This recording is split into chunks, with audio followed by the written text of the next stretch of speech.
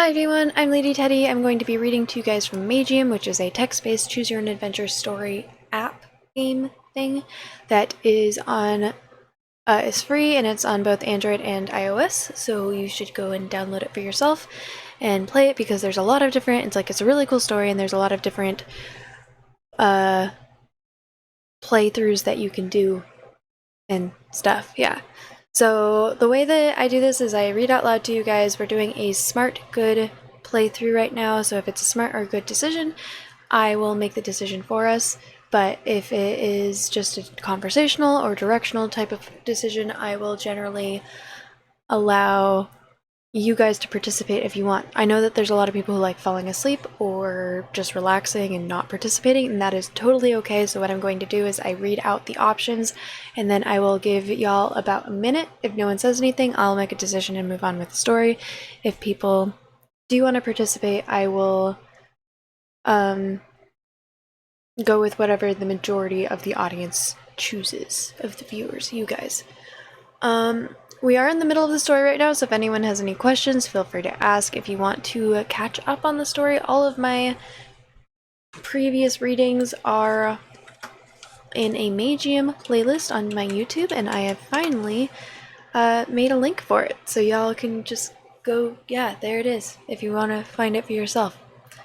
But feel free to ask questions if you want to know what's going on. Alright, and I have all sound alerts turned off, so I would not recommend redeeming any of them. Yeah, I have thought about maybe not changing to ASMR until I get back, that way the people don't join for ASMR and then see my screaming clips. Or even just turning those off. Okay. I should have popped my shoulders before. Hang on, I'll be right back.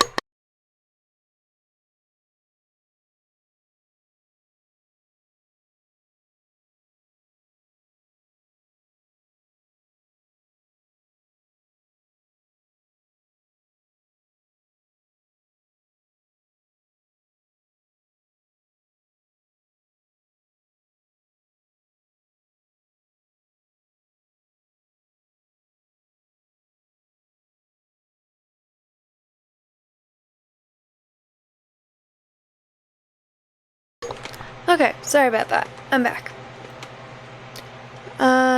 What just happened is they were ambushed by an elite squad from the Dragon King, who wants them dead, and so is sending out hunting parties. They managed to defeat the mammoth that was summoned to attack them, and now they're sort of deciding, like, this is just right after the battle.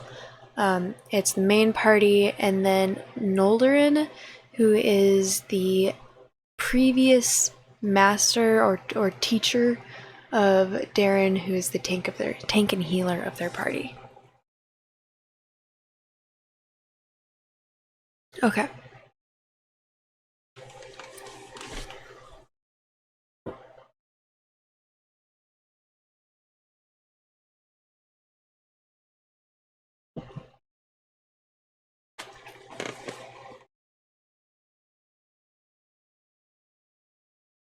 Okay. They could have scouts scattered all around the continent. Actually, that would make a lot of sense, Darren says.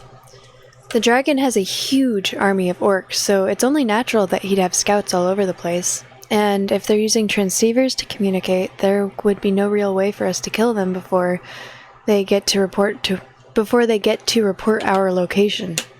I suppose that we have no other choice than to keep mowing down their troops until...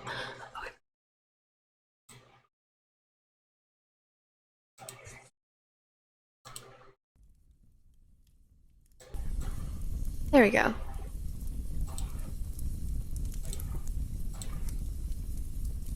Fire background.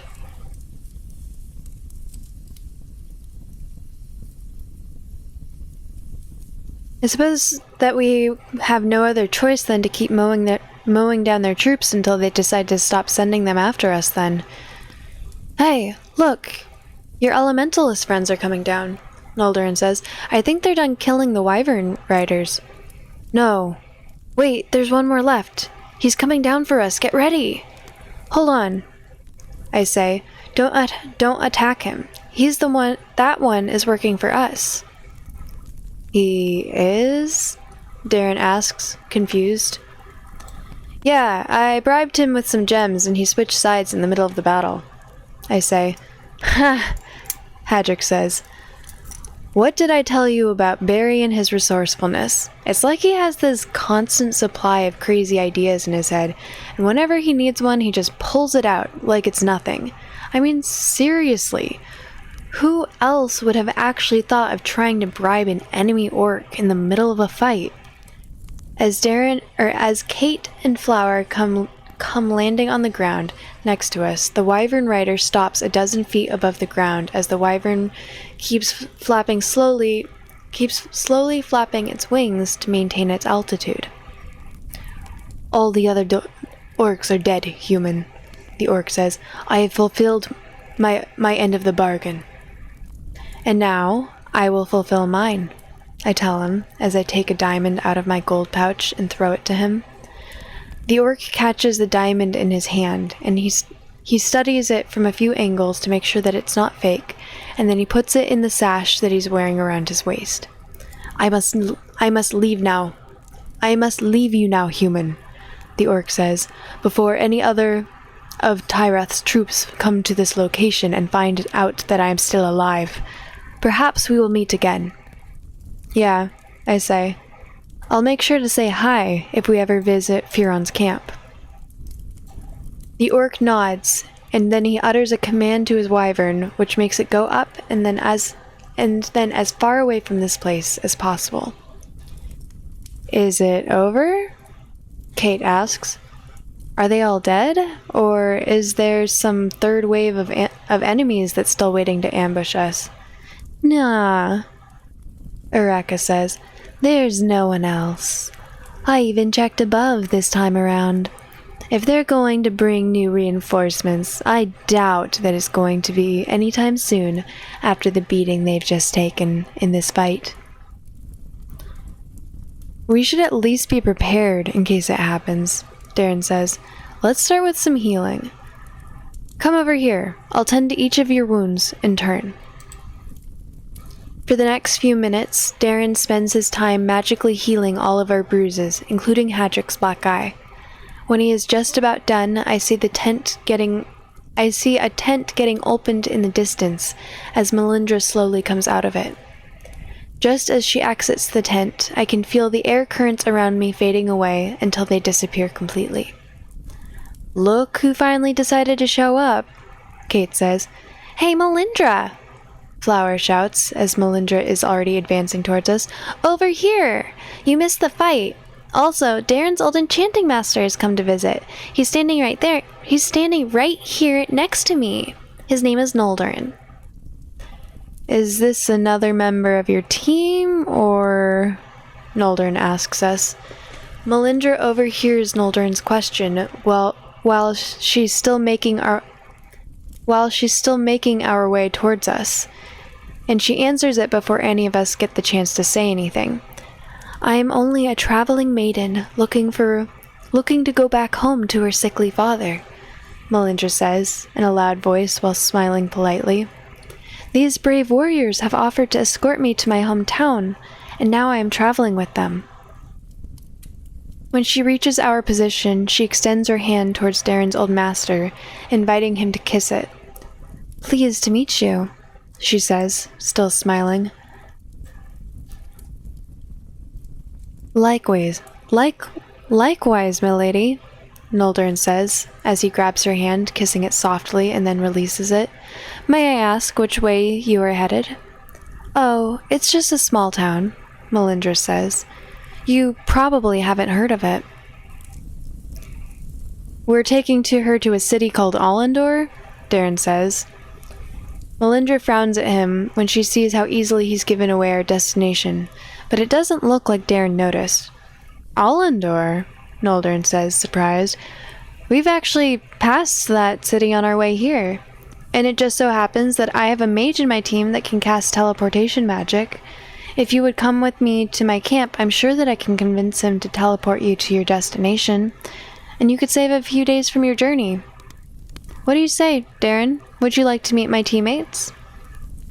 I suppose so, Darren says, but I'm not sure what the others would have to say about this.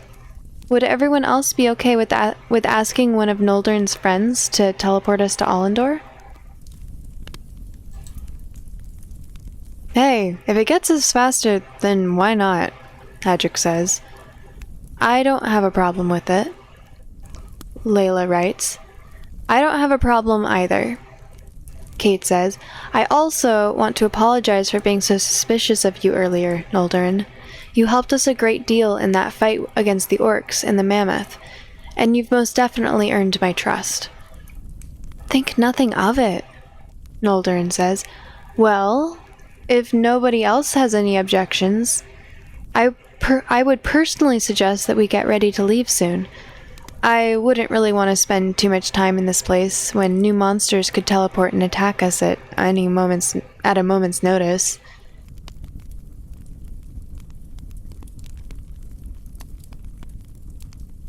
All right, Darren says. We should go pack our tents. Then we'll meet back here when we're all done. Oh, Barry, darling, Melindra says with a forced smile. May I speak to you in private for a moment? There's something very important that I need to talk to you about. When they hear Melindra's words, Kate frowns at me and she leaves for her tent, while Darren just shakes his head in disapproval and walks away. What is it, Melindra? I say as I get closer to her while the others are walking out of our hearing range. Barry? Melindra says, would you mind explaining to me why everyone here just agreed to walk into a potential ambush without a second thought? What do you mean? I say. Are you saying that Noldern might want to kill us? Yes, Melindra says. Isn't he a tournament participant? Why would he not want to kill you? Well, he's an old friend of Darren's, for starters, I say, and if he really wanted us dead, I see no reason why he would not have just left us to get killed by the monsters instead of helping us. We even told him that he should flee while he had the chance, but he still chose to stay and fight by our side. What would he have had to gain by doing that? I don't know what his plan is, Melindra says. I can't read minds. All I know is that my instincts are telling me not to trust him. Listen, I'm not saying that we shouldn't go with him at all. Believe me, there's nothing that I'd love better than for us to get teleported right at Allendor's doorstep without any effort on our part. But I still think we should be cautious. We shouldn't just take everything this guy says for granted.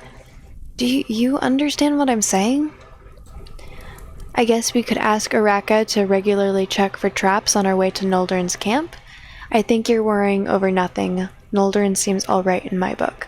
I think Smart Berry would pick this one, so I'm probably going to pick this one, but if anyone would like to argue with me on why Smart Good Berry would not pick this one, now is your chance.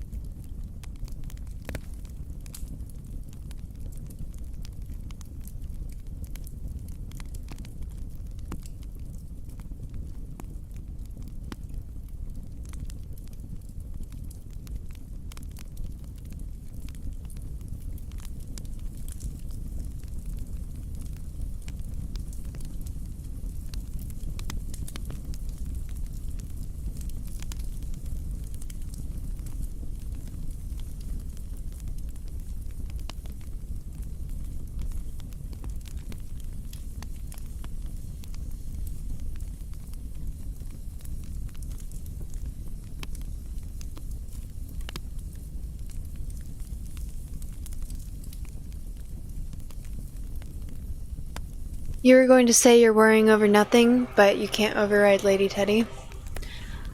I mean, you can absolutely override me. But in this case, since it's a playthrough style, you have to convince me why Good or Smartberry would pick the other one. Because I feel like Smartberry should be aware that no matter what's going on, it's always smart to check for traps. There's no reason not to. Also, when you guys, I know not you specifically, but you guys as in the chat, the viewers, decided to sleep with Melindra, you locked her in, and I warned you guys, you locked her in as your love interest. So there's no reason to piss her off. She has magic Viagra.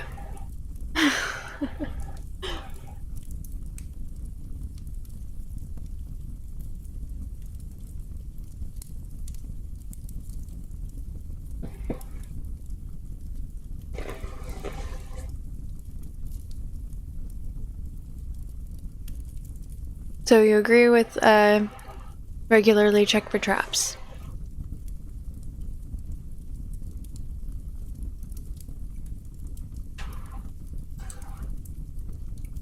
I guess we could ask Araka to regularly check for traps on our way to Noldern's camp.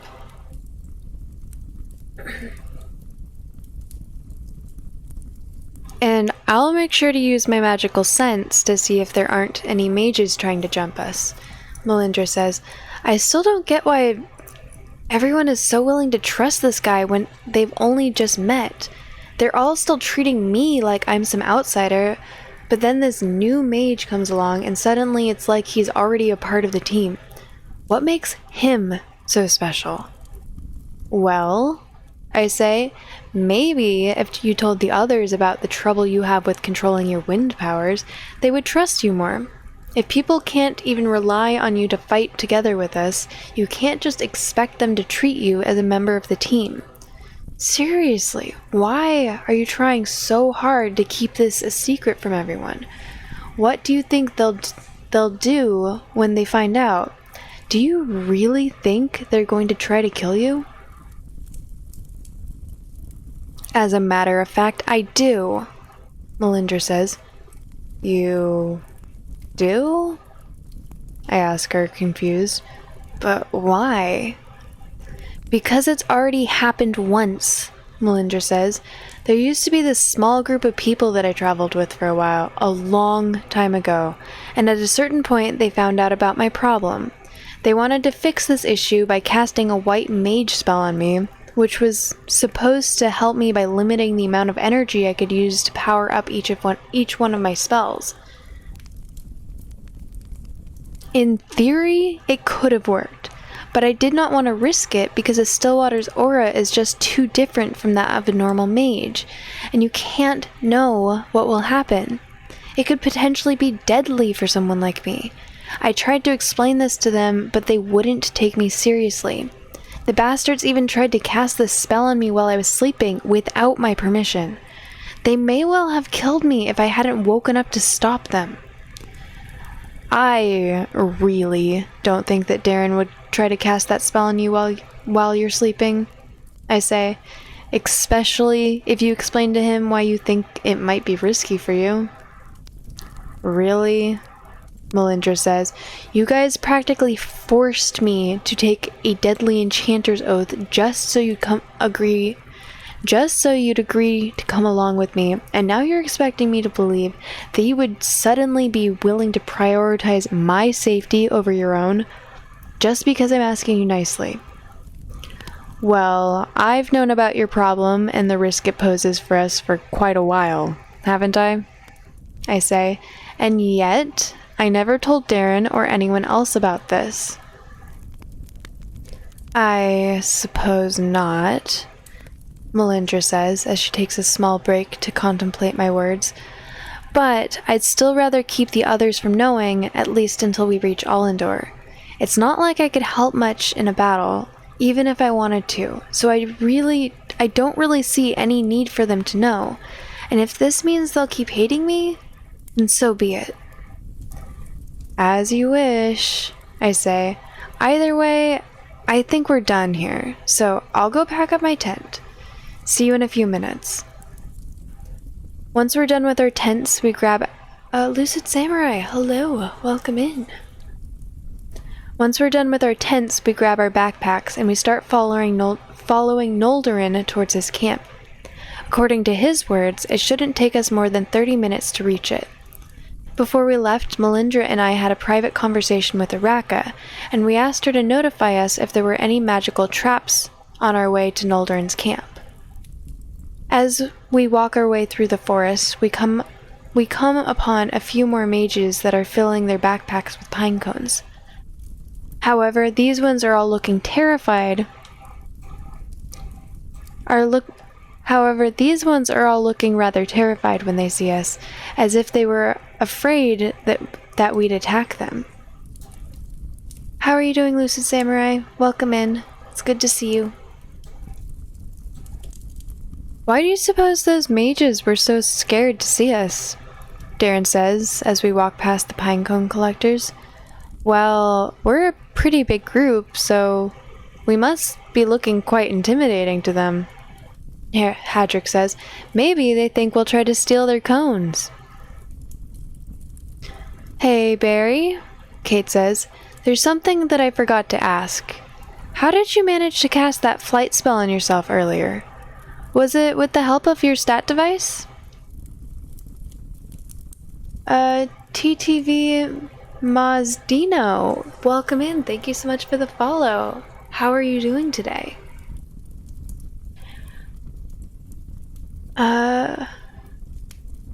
Do you mind if I call you Dino? Or is there something else you'd like me to call you?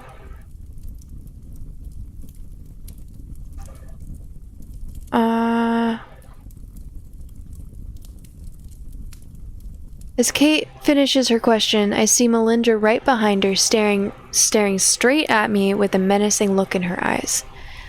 I say, yeah, that's right. It was the stat device. So you finally managed to unlock your magic stats? Kate says, no, it was only temporary, just like the last 2 times. I say, the monster mages probably made a mistake when they cast the ritual, and they leaked a little too much energy my way. Oh, I see, Kate says, looking somewhat disappointed. So, how did you come to know these allies of yours, Master Noldorin? Darren says, oh, they're mostly people that I've met while doing mercenary work, Noldorin says. Our group is rather diverse. We even have a banshee in the team. I'm sure that your own banshee will get along with her just fine.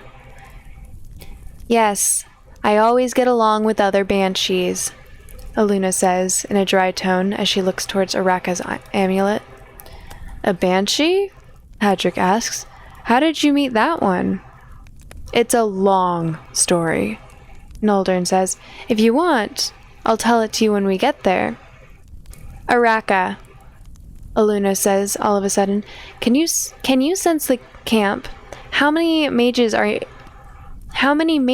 there inside waiting for us? 5, Araka says, including the banshee. And how strong are they? Aluna asks. It's hard to tell, Araka says, since they all seem to be suppressing their auras to avoid detection, but most of them appear to be on Noldorin's level of magical power. It's hard to tell because you're unable to do it, or because you don't want to do it? Aluna asks her. You would accuse me of lying to you, Araka says in a mocking tone. Me, your oldest friend and beloved mentor. I am shocked, utterly shocked. Aluna frowns at the amulet, but she doesn't say anything. Your banshee friend doesn't seem to trust me much, does she? Noldorin tells Darren. It doesn't seem like it, Darren says. Do not worry, Aluna says. I am suspicious of everyone. It is my nature. Well, that Well, that most certainly is a good trait to have in an environment like this, Noldrin says, especially for a banshee. Come, let us move forward. We will reach the camp soon.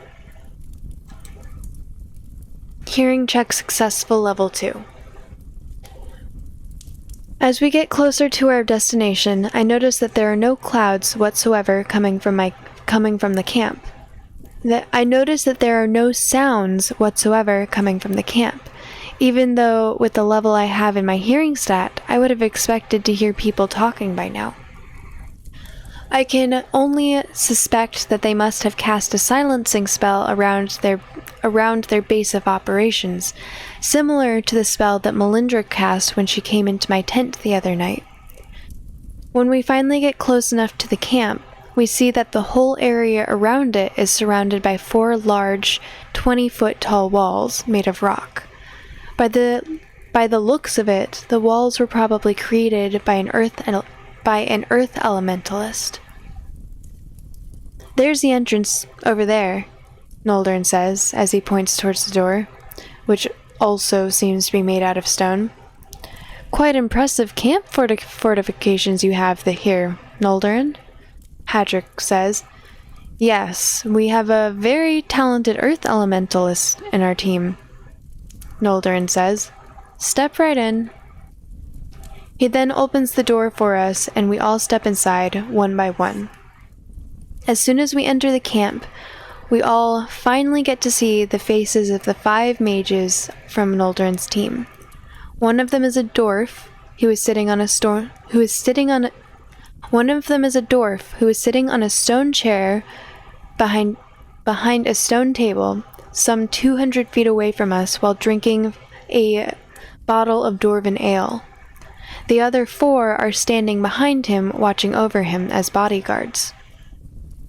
As we get a closer look at the dwarf, we recognize him almost immediately. It would be impossible not to know who he is, since his face has been shown in every newspaper for the past 12 years. The mage that we are looking at right now was none other than Talmak, the Sage of the North. Ah ha ha ha ha ha! Araka starts laughing loudly all of a sudden. Talmak? Darren says, looking very shocked. The Sage of the North? Aluna asks, surprised, looking first at Darren, then at the dwarf in front of us with an unimpressed look on her face. This is the almighty sage that you've been talking about? Oh my god, I need to work on my fake laughter. I thought that it was getting better, but that was bad.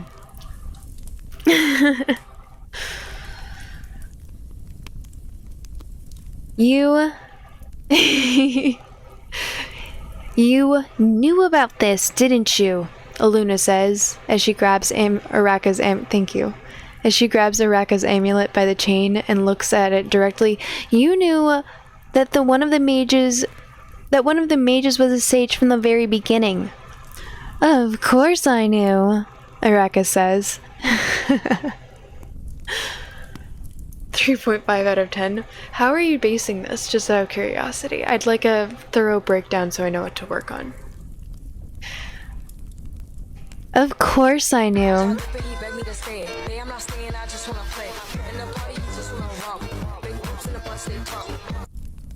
How are you able to hear that? I have all sound alerts turned off. What?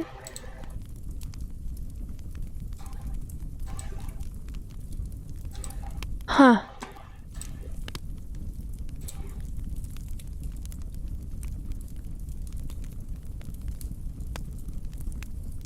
Thank you for not doing a scary one that would have interrupted the mood. Apparently I didn't turn off that source.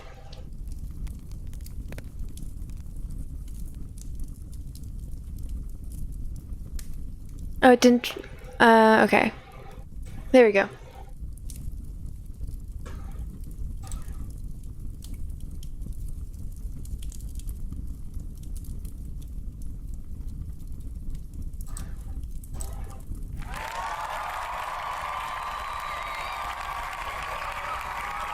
Why are you still able to hear that?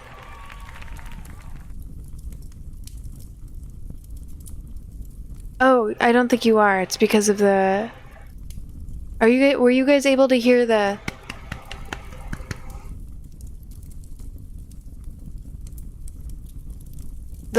cheering?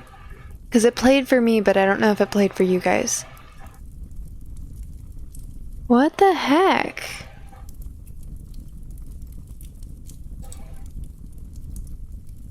Oh, that's because Lumia 2 isn't a thing.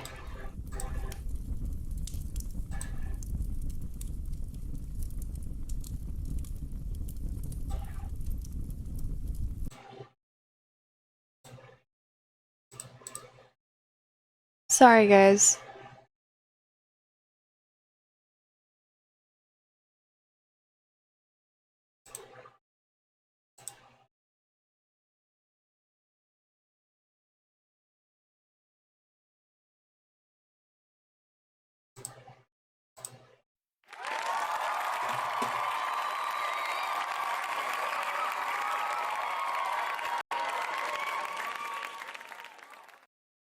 Why is that not turning off? I have that sound alert turned off.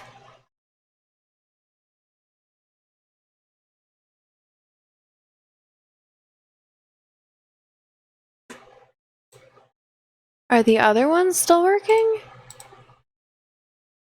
No, that's like this. What? That's so weird. Maybe I just have to remember to close Lumia every time.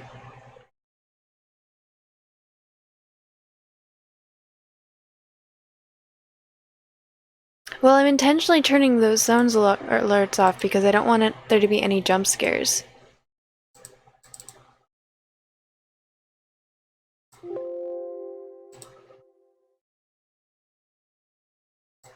Because this is supposed to be relaxing.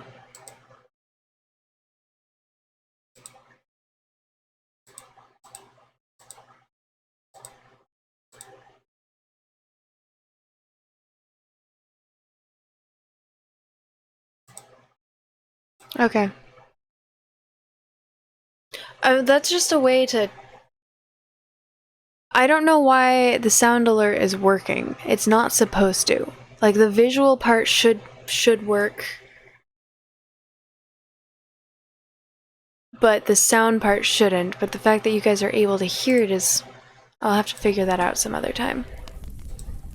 Regardless, now I have Lumia turned off completely, so not even the visual parts will work. Sorry about that, Slim Dirtbag. Thank you for redeeming it, though, bringing this to my attention.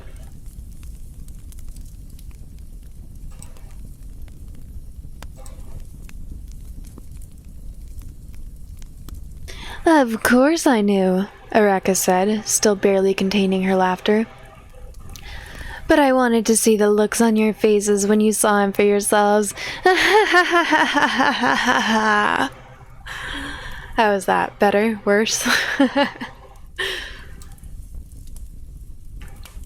Master Noldorin?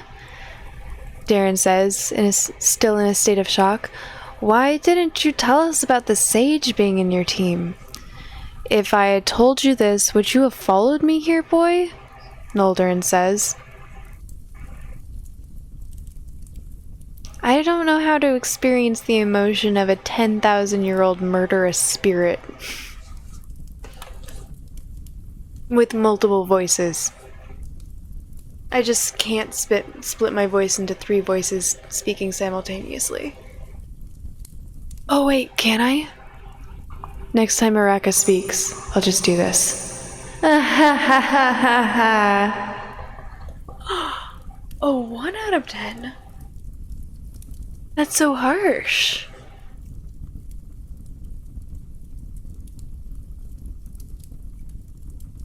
If I have told you, would you have followed me here, boy? Noldorin says. I turned this back off, right? Yeah.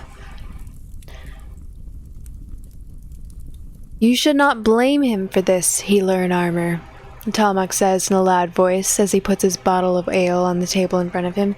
Your old master works for me now. He does what I tell him. But do not worry, I did not call you here to fight. I called you here because I wanted to talk. Now, come closer. All of you. I don't like it when I feel I need to shout to make myself heard. As we all exchanged a few looks, and then we get ready to traverse We all exchanged a few looks, and then we get ready to traverse the large empty area between ourselves and the sage's table, together with Noldorin. Just as we were beginning to walk, Melindra pulls both Flower and me by the arm in order to stop us. When we look at her, we see that she has an unusually serious expression on her face.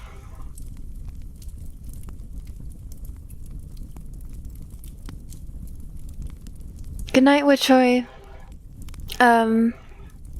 Thank you again for the raid. I appreciate you trusting me with your community, and have a really good rest of your night. Sweet dreams.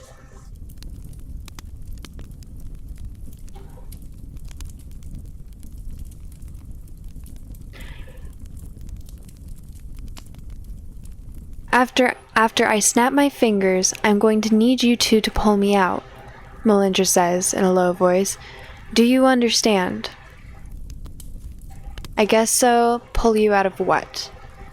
I feel like Smart Barry would ask, but I feel like this one's kind of whatever. It's kind of a tense situation. There's also the chance that asking would tip off Telemac, so I know what I'm inclined to do. But if one of y'all would like to weigh in, now is your chance. Otherwise, I'm gonna...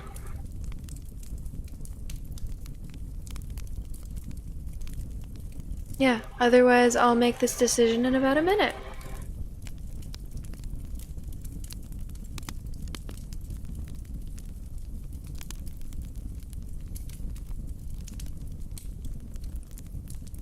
Pineapple, welcome in, welcome in. How you doing? Thanks for the first time chat. You joined mid-chapter, your answer... I started mid-chapter. Your answer counts. Do what you... like, you are more than welcome. No.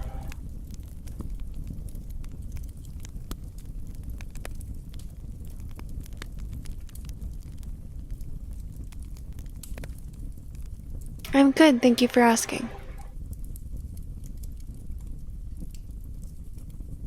It's rough that there's not a confident answer. I mean, I could always save here, and you can go back if you want to change your mind.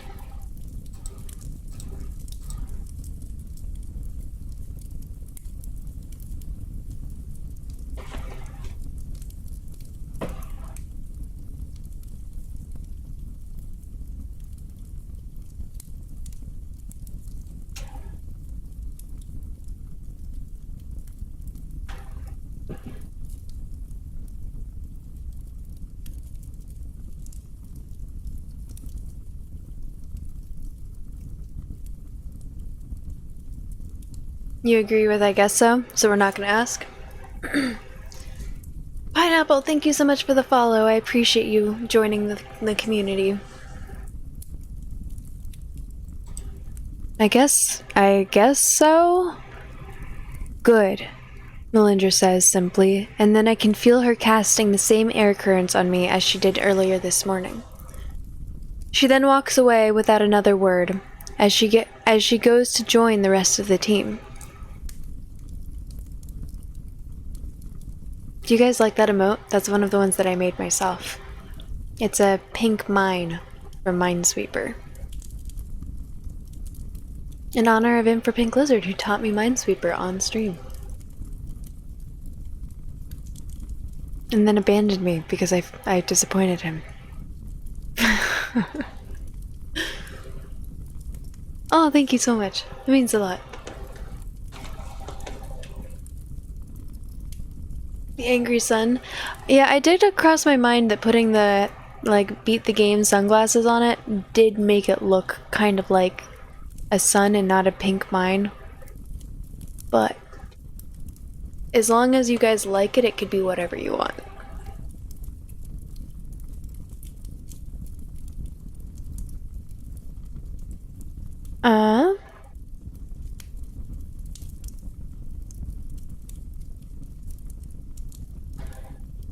She then walks away without another word as she goes to join the rest of the team.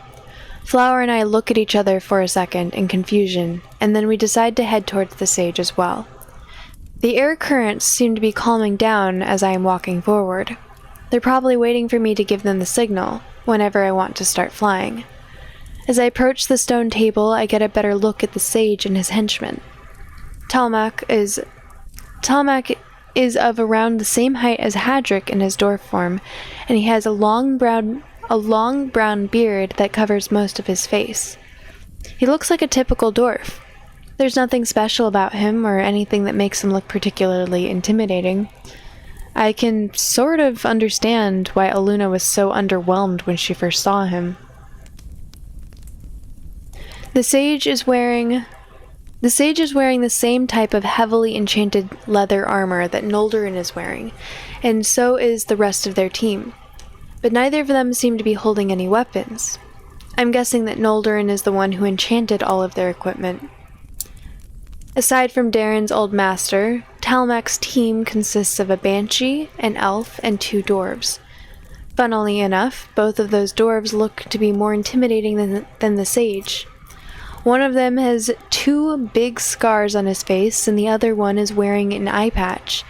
The elf has long blonde hair, and he has a slim, tall figure. He appears to be rather old, even by elven standards. I'm not really sure how slowly elves age, but I think you'd need to be over 100 years old to have any noticeable wrinkles on your face. And this elf has got plenty of them. The woman that the banshee possessed is somewhere in her early 30s. Her eyes are constantly shining with green light, similarly to how Flower's eyes always shine blue when Aluna takes over the body. She also has an outworldly aura about her, so it's clear that she is not an artificial mage. Given that the banshee is obviously long past her awakening stage, I can only assume that the host's soul is long gone, and that the banshee is the only one in control of the body right now. However, I was not aware that a banshee could maintain the original appearance of her host even after her awakening. I thought that Flower and Aluna were a special case because of the fusion, but it appears I was mistaken. Perhaps I do not know as much about banshees as I would like to believe. The woman's hair is long and black, and the expression on her face looks ruthless and unforgiving. While we were walking towards her, I could see the banshee take a short glance towards Flower, but then she went back to looking straight ahead of her, awaiting the sage's orders. All of the members of our team stop about 20 feet or so in front of the stone table in order to make sure that we have enough space to move in case a battle erupts between our 2 groups. Noldorin, of course, walks past us, and he joins his true comrades who are currently forming a line behind the sage. I see that you are not willing to advance any further, Talmak says as he takes another sip from his dwarven ale bottle. No matter. At least you are close enough that I don't need to shout. Let's get down to business then, shall we? He then puts his bottle down and places his hands on the table, looking at us. I think you may have already guessed that all of the pinecone collecting mages outside are working for me, Talmak says. They are all mages who have agreed to give up on participating in this tournament and to spend the rest of their time here helping me win instead. In exchange for their services, they will be receiving generous rewards, many of them unobtainable by normal means. As you know, when you become a sage, you receive many benefits. You also gain a lot of influence with many people. I can use this influence to make people's wishes come true. Now, tell me, Darren, would you not by any chance have any wishes that you would want to come true?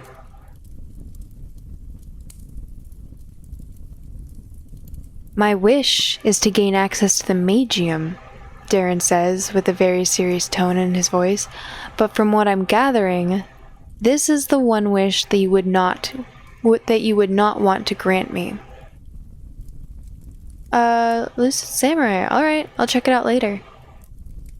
I'm very curious. Maybe I'll check during the next minute break. Don't be a fool, boy, Noldorin says. This is a once-in-a-lifetime opportunity. You will never get a chance like this again. For once in your life, use that rusted brain of yours and think. I think I'm starting to understand what's going on here, Darren says. It wasn't by accident that you found our camp, was it, Master Noldorin? You already knew that I'd be there, and you were sent there to bring me here by the sage so that he'd offer me this deal. I thought I had made myself sufficiently clear that I would not become your henchman when I didn't answer your letter, Sage Talmak.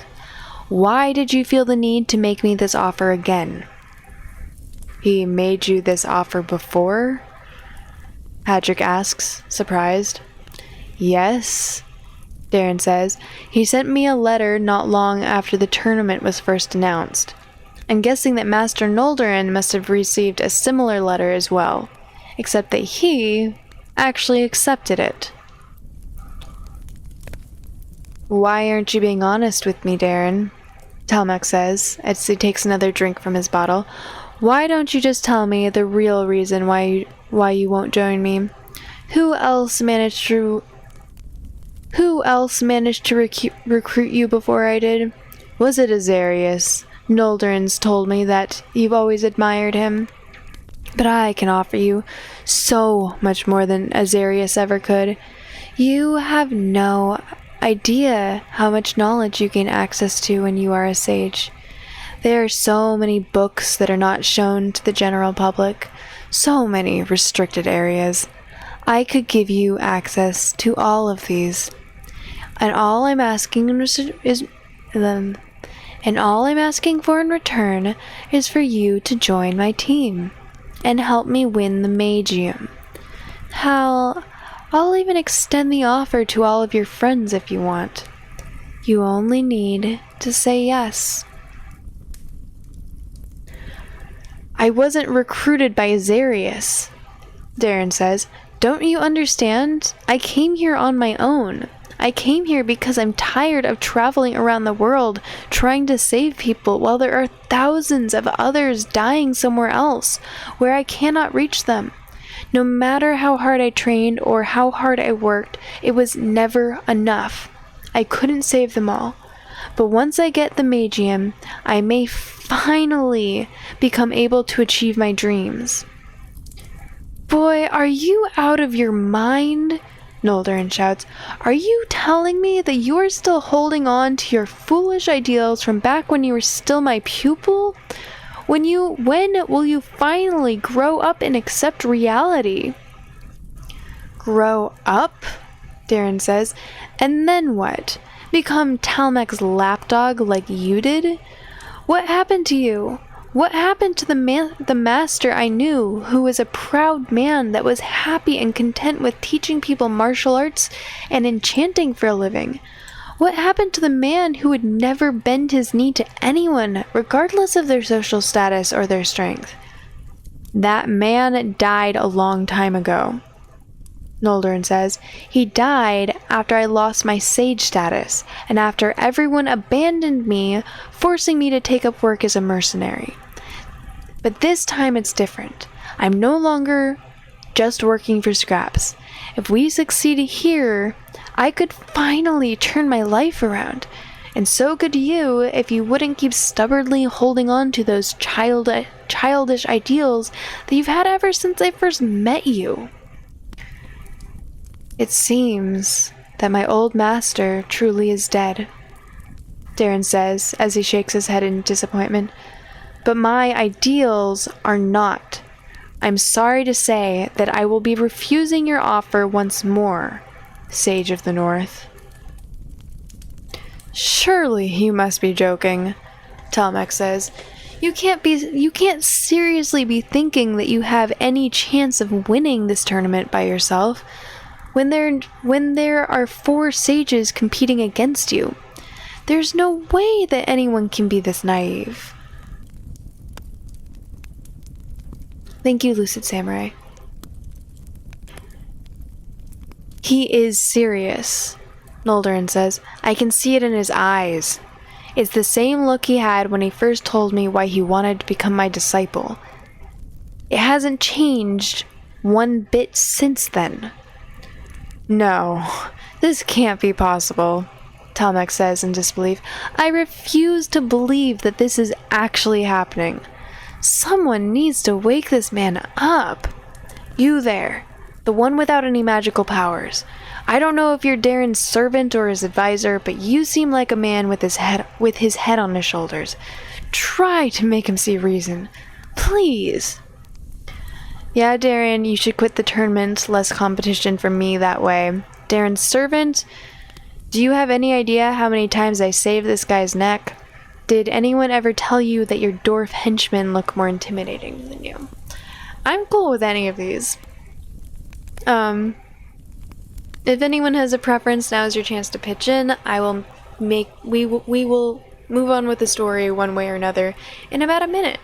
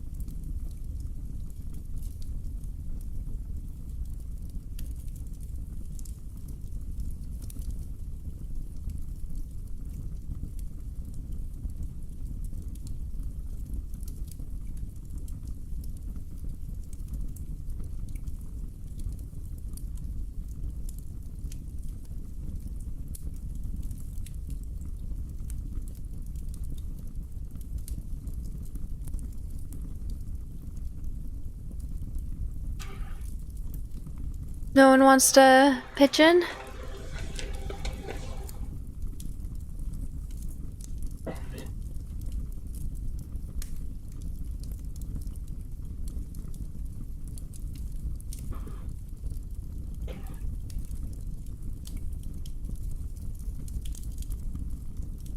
Because I like sarcastic Barry.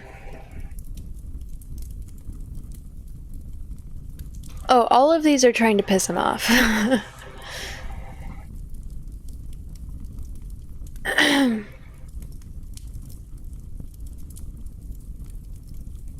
Yeah, every single one of these is designed to piss him off. They're like this.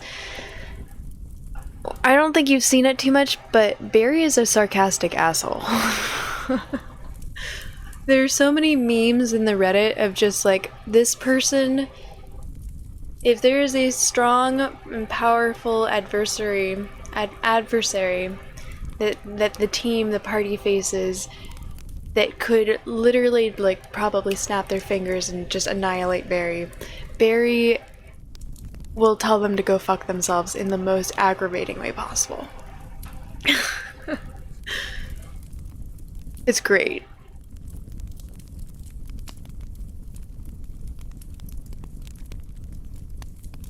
Which is why, but all of these, yeah, if that's what they're trying to,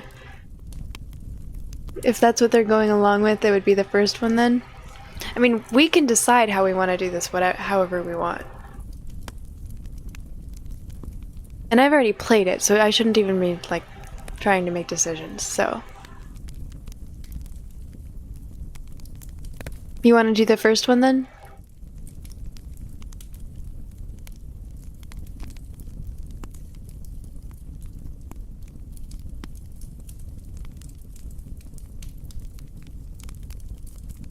Okay. Yeah, Darren, you should quit the tournament. Less competition for me that way.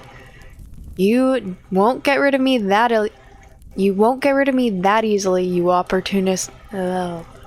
You won't get rid of me that easily, you opportunistic bastard, Darren says with a grin. Is this supposed to be some sort of joke? Talmec says. Please tell me that you are not seriously planning to participate in this tournament against me as well? It's not a joke, Kate says. Take a good look at them and you will see from their eyes that they are not bluffing. They really did both come here to win the tournament. After hearing Kate's words, Talmec keeps turning his head between me and Darren, looking at each of us in turn as if he is simply refusing to believe what is happening before his eyes. Once he finally understands that we are indeed being serious, he completely loses his temper and his face contorts into a snarl. You would compete against me? Talmec shouts furiously as he gets up from his chair and looks at me directly. Me, the Sage of the North. He then stops suppressing his magical power, and for a moment, it feels like the intensity of his aura is hitting me right in the face. As far as intimidating auras go, I've seen better, I say once I've recovered from the initial shock. Do you people think this is a game? Talmec says, as his eyes are still brimming with fury. Do you all think that this offer I made is simply something you... Do you all think that this offer I made is something that you can simply refuse? Are you unable to understand the situation you are in? I think we understand our situation very well, Sage Talmec, Darren says with a serious tone in his voice. Judging by the terrified looks that those mages outside were giving us when they saw us traveling alongside Noldern, I'm willing to bet that you've also threatened them in the same way, and that this is the real reason why you have so many people working for you. But these sorts of tactics won't work on me. Is that so? Talmec says as he calms down a bit. Well, Noldern, I hope you won't hate me too much if I kill your old disciple. He is simply leaving me no choice at this point. The boy chose his own path, Noldern says. He was given ample opportunities to see reason, but he wouldn't listen. I am sad that it has come to this, but there is no other way. It's good to see that you still care, Master Noldern, Darren says with a dark look in his eyes. These two fools have already sealed their fate, Talmec shouts as he faces the other members of our team. But the rest of you do not need to die together with them. If you join my side now, you will be allowed to live. That's mighty generous of you, Hadrick says with a grin, but I'm afraid that I'm going to have to refuse. What about you, banshees? Talmec says as he looks at Kate and Flower in turn. Are you going to stand by your friend's side and get slaughtered, or will you pick the sane choice and live? I did not come here to be your mercenary, Kate says. You are not the first powerful adversary that has threatened us since we've arrived in Varathia, and you will not be the last. One banshee has denied me, but one remains, Talmec says. What do you say, little girl? Will you also make the same reckless choice as your friends, or will you choose the winning side? I think that you might be greatly underestimating yourself, Sage of the North, Aluna says with a dismissive tone. Talmec laughs. So you will all die together then, he says. But what about me? Melindra says as she fakes a pleading look in her eyes. Are you going to kill me too? I am only a defenseless maiden who was being escorted by these warriors. I do not want to die. Tamak says, looking as if he's only just noticed that Melindra was there.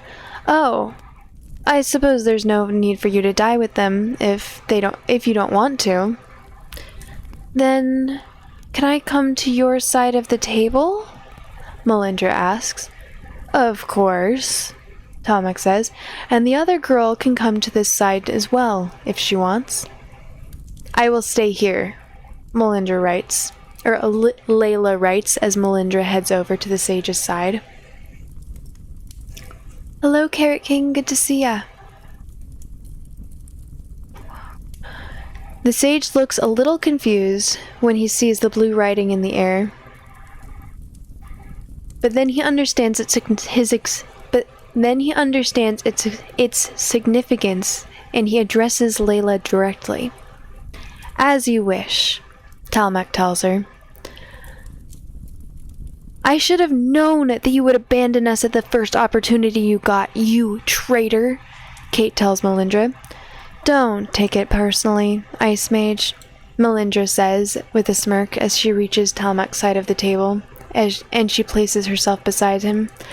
I did somewhat enjoy traveling with you and your group, but now it's time to move on.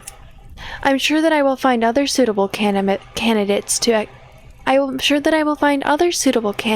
escort me to Allendor eventually.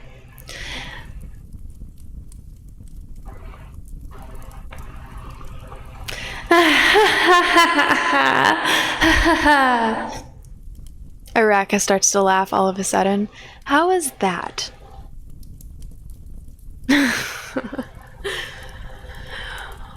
What is...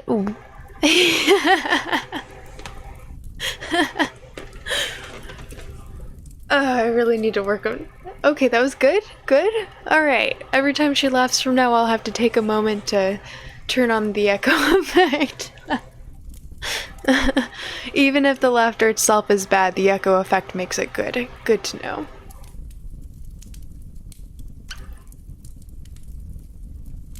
Don't you... What exactly is it that you're finding so amusing? Aluna says. Don't you see? Araka says. Don't you see what is going to happen? She then starts laughing again, the sage ignoring her completely as he resumes talking with a loud voice.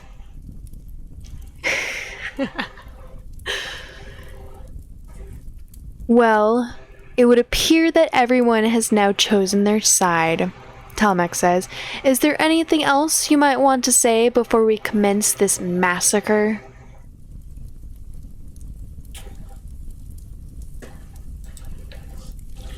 Wait a minute. Something's not right here. Why would Melindra go out of her way to give me a vague message if she was just going to betray us afterwards? And why did she specifically request to join the sage's side? If she really wanted to be safe, she could have just flown away and left us to our fate.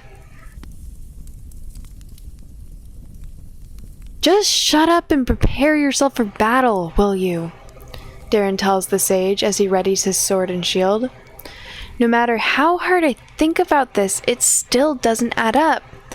Unless...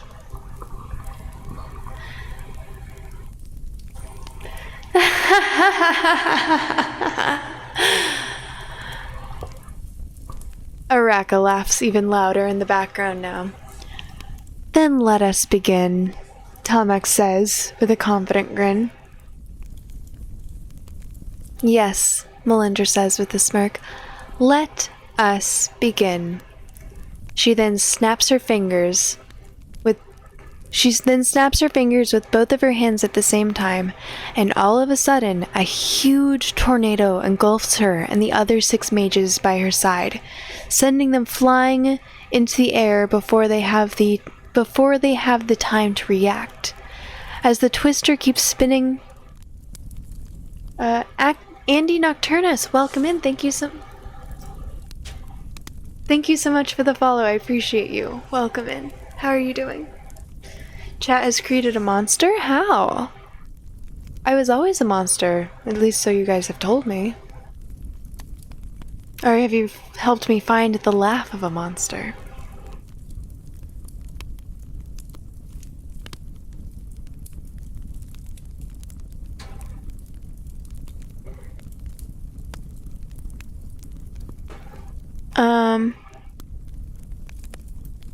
Araka laughs even louder in the background now.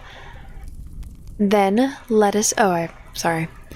She then snaps her finger with both of her hands at the same time, and all of a sudden, a huge tornado engulfs her and the other 6 mages by her side, sending them flying into the air before they have the time to react.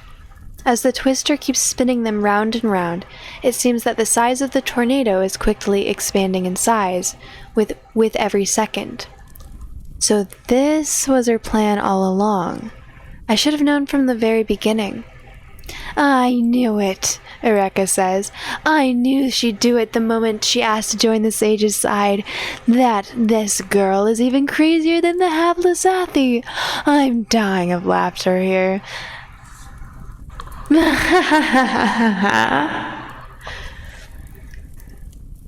But why? Kate asks, seemingly in a state of shock. Why did she do it? Everyone, get back! I shout. Melindra can't control her powers properly. The tornado may well engulf us too soon if we can't get away from it. Can't control her powers properly? Kate says, confused. Wait, is this why she's never fought together with us in the past? Because she could risk hurting us by accident? Yes, I say. Now let's move. But if you knew about this, then why didn't you tell us? Kate says as we move away from the tornado. Because she asked me to keep it a secret, I say. Listen, I don't have time to explain right now. We'll discuss this more in detail later. Flower, we need to fly up there to get Melindra out of the tornado. What? Flower says. She asked us to get her out after she snaps her fingers, remember? I say. Now come on, we need to hurry. I raise both of my arms into the air, which signals Melindra's air currents to lift me off the ground. Flower then starts her fire jets, and we both head upwards while also slowly approaching the tornado. After a few seconds of trying to spot Melindra, we finally locate her as she is spinning continuously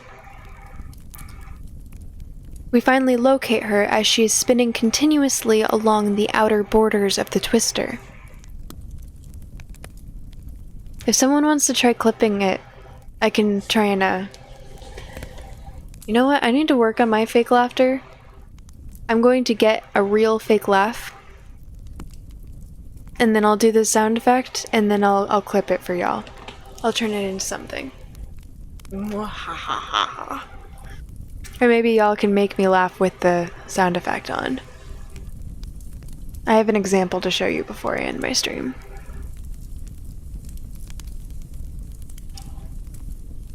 I raise both of my arms into the air, which signals Melindra's air currents to lift me off the ground. Flower then starts her fire jets, and we both begin to head upwards while we slowly approach the tornado. After a few seconds of trying to spot Melindra, we finally locate her as she is spinning continuously along the outer borders of the twister. Go and pull her out of there immediately.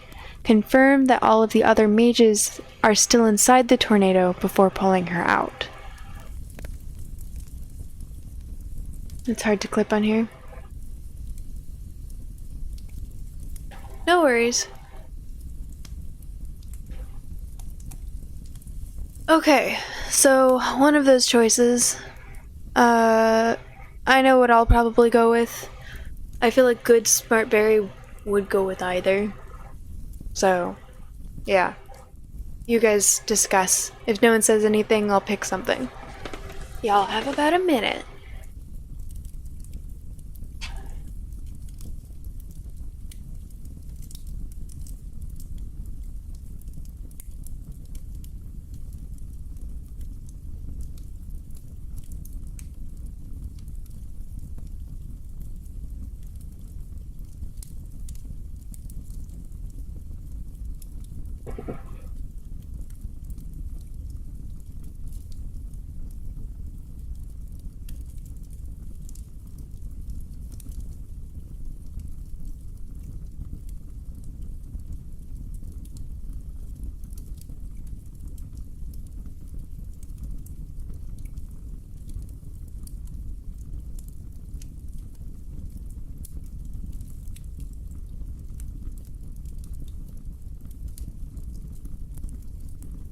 Confirm the mages are inside then. Come on, let's go get her. Come on, let's get her out, Flower says. Wait, I say. I want to make sure that they got the other mages, that all the other mages are still inside there. If they already got out, they might be hiding it behind the tornado so they can ambush us whenever we get close. Okay, but hurry, Flower says. I'm not sure how well Melindra can breathe inside that twister. It takes us around 20 seconds, but we eventually manage to locate all of our 6 enemies, and we confirm that they are indeed still inside the tornado.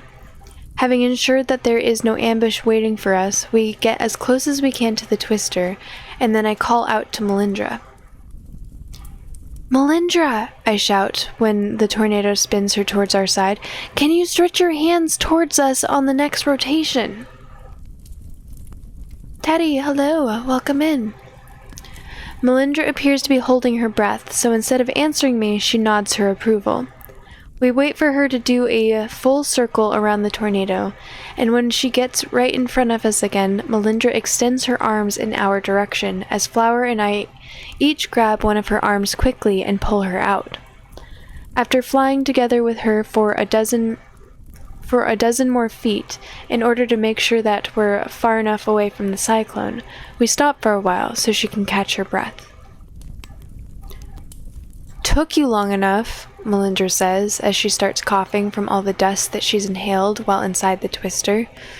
Sorry, I say. I wanted to make sure that the others were still inside the tornado, so that we wouldn't get ambushed.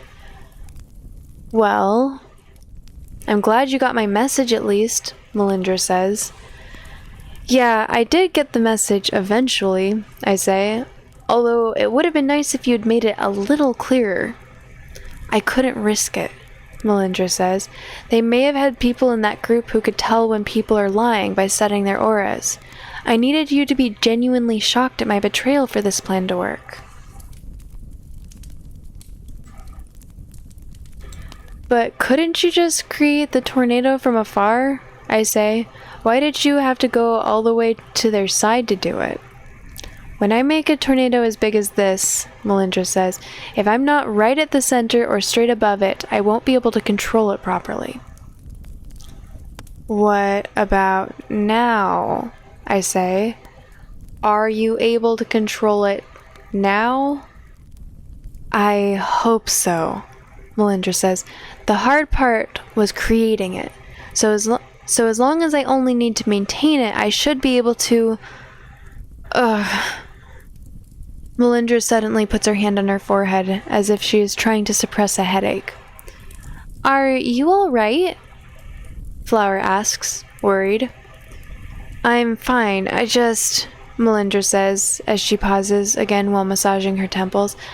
I just used too much power at once. That's all. As soon as I rest a bit, there should no longer be any... Oh no. As Melindra was talking, a few small twisters were starting to form very close to where our friends were standing. No, Melindra says as she panics. I can't stop the cyclones. I can't stop them from forming. I need to undo them all. Quick! Just make sure not to undo the big one by accident, I say. But before I got to finish the sentence, the big twister was already gone, along with all the small ones.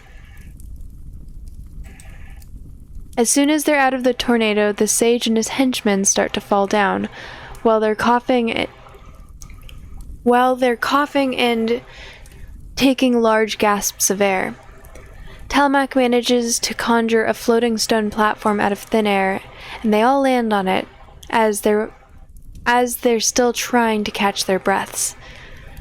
Let's go back to the ground and group up with everyone else, I say. We can start fighting when we're all together. I begin to fly us towards the ground along with Flower, but Melindra is still just floating there, and it appears that she's gotten another sudden headache. The sage notices immediately, and he uses his powers to magically create a big rock, which he flings towards her at great speed. Melindra does not get the time to completely block it with her air magic, and the rock hits her hard in the head, making her lose consciousness. "Melindra!" Flower shouts as she rushes to stop her friend from falling. Just as the sage tries to hit Flower too, Aluna quickly casts her golden cage spell around herself and Melindra, which makes Talmak's rocks break into pieces at the impact with the cage's golden bars. "The golden fox's cage," Talmak says as he watches Aluna start to heal Melindra while inside their floating cage. "So you know the golden fox then?" I ask him. "I've had more than a few run-ins with her since I came to Varathia. Yes," the sage says, "but more importantly, the situation has now changed. Meet me back down, boy, and we'll have another talk." He then brings his platform to the ground along with all of his team, while I also go down and land next to Darren and the others.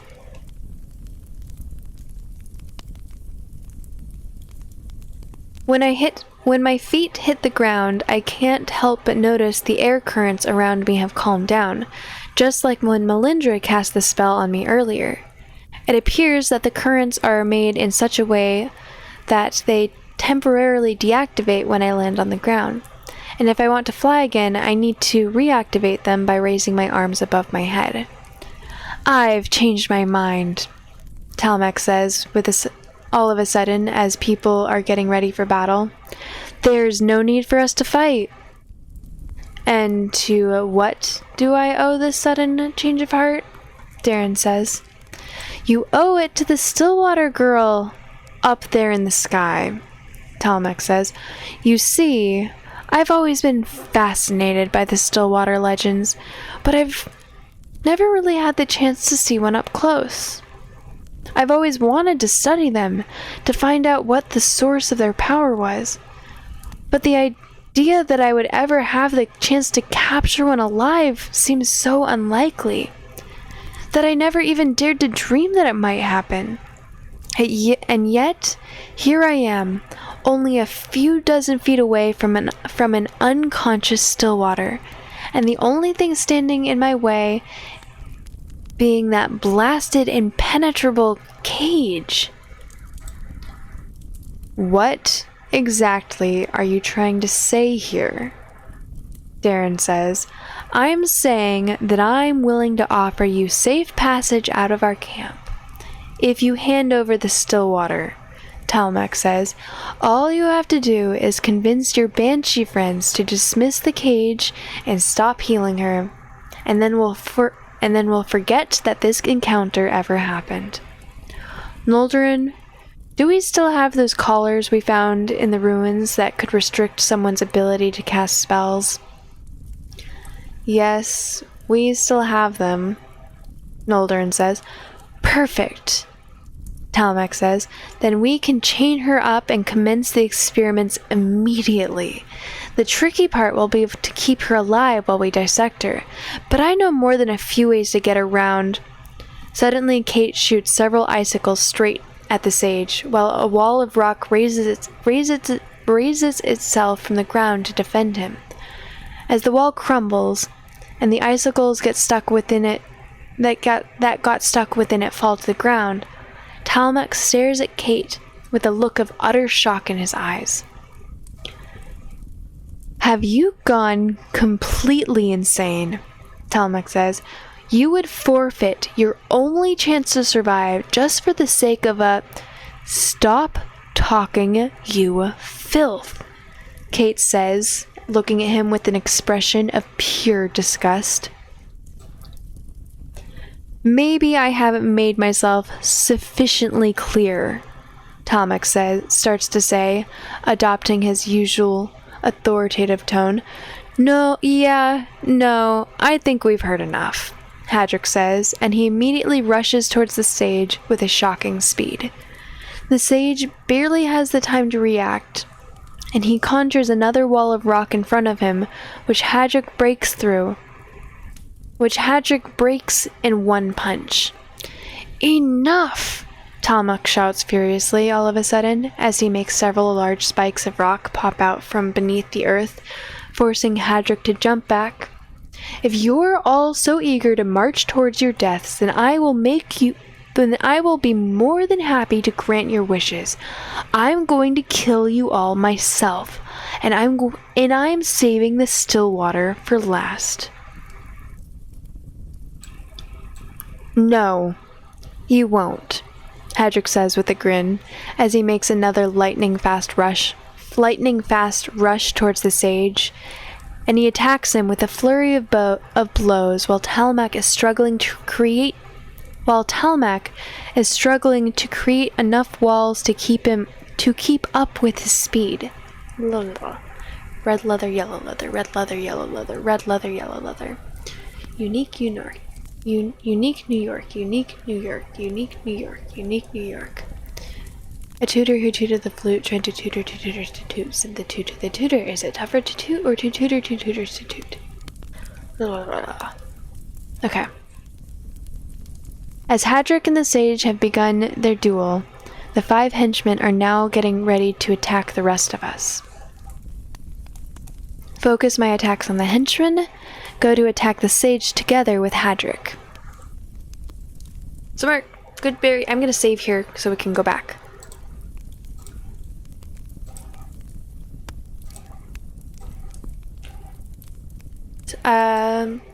Either. Y'all decide. Here are his stats. We can add more. We can wait and see what happens. He's got strength. That's pretty much his only combat. So yeah. I will give y'all a minute. You guys discuss amongst yourself. If no one says anything, I'll make a decision.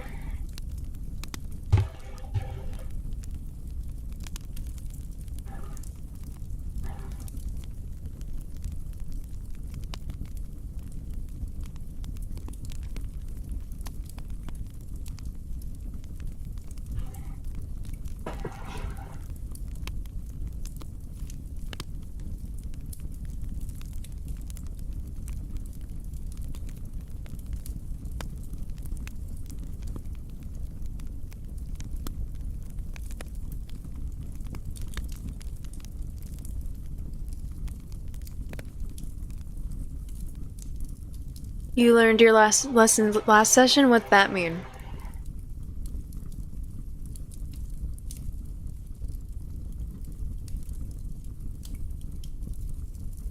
Does that mean that you're now a scaredy cat and you're not going to participate?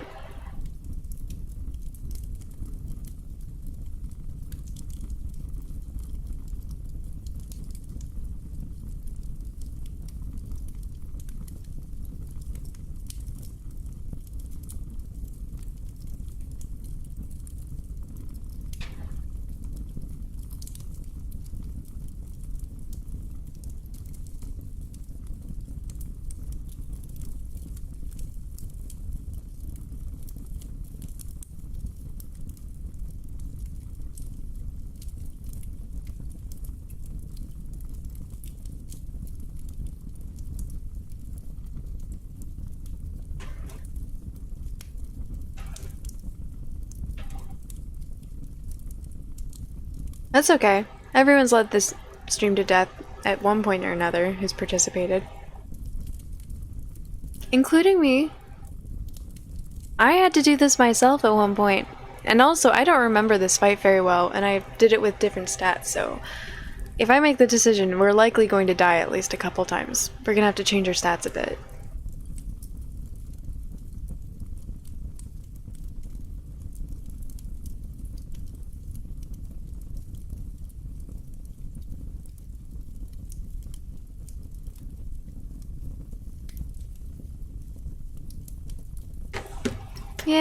Yay! I managed to bully you into making a decision. Good for you. I'm so proud of you.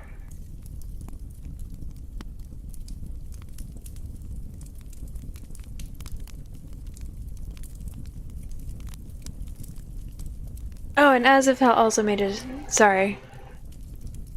I didn't see that that one was already there.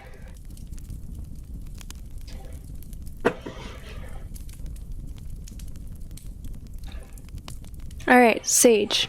At one point or another. Okay.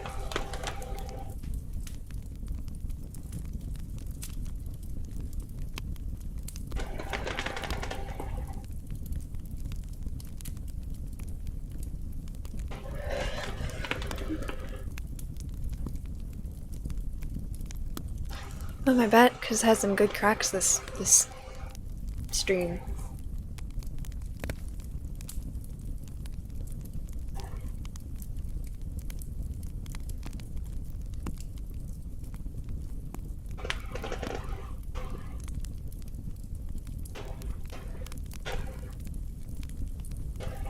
Thank you.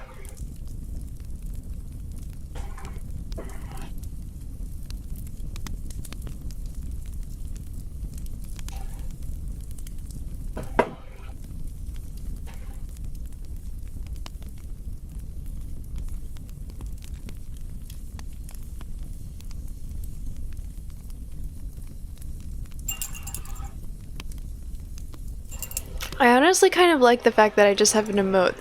It's literally just a cardboard box. There's no context for most people. By the way, thank you! I dyed my hair black, or tried to, and I figured this was my only chance to wear like this sort of goth aesthetic that I bought like 7 years ago when I thought I was gonna be edgy. So this is like my only opportunity to wear something that's goth aesthetic, although now that it's drying I'm realizing it just looks really dark red. It did not turn out black. Still darker than my hair has ever been. Okay, Sage. Thank you. It will wash out.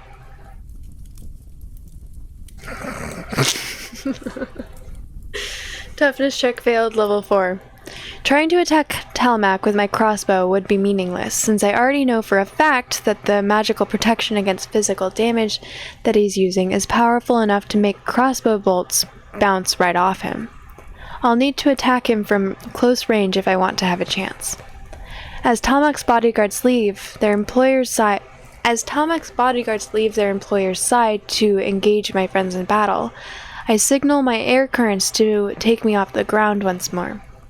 And then I fly as fast as I can straight for the Sage, with my scimitar at the ready.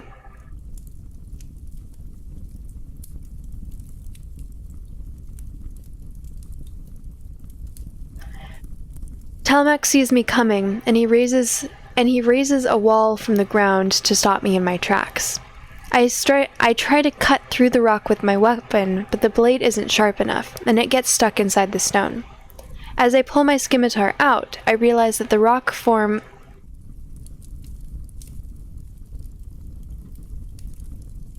Oh, he knew for a fact that's why he didn't attack with this crossbow bolt. I know. Yeah. He knew that his crossbow bolt wouldn't work, which is why he's going in with the sword.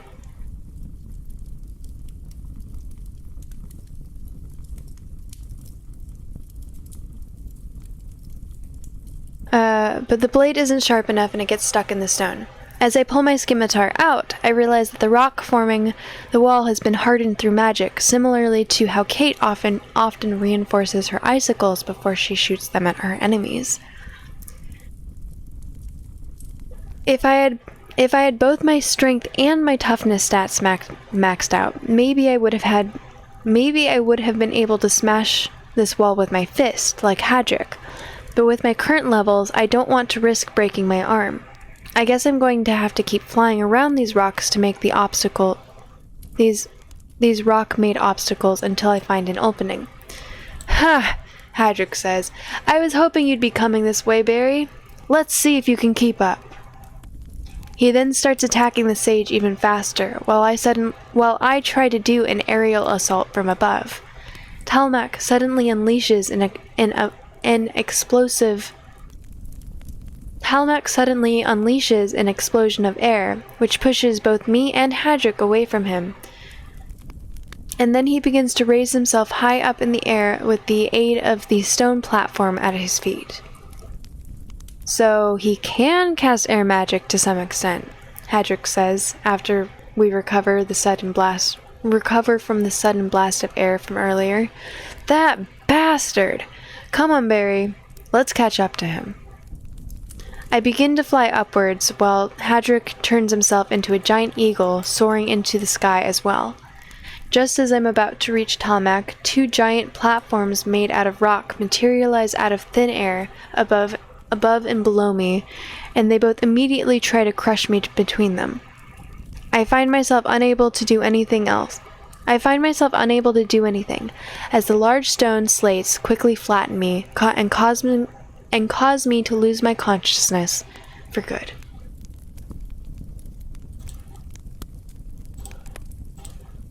Alright, so we can attack the henchmen, or we can max out we'd have to use 4 of 9, which means we wouldn't be able to max out anything else, but we could max out our toughness for that one.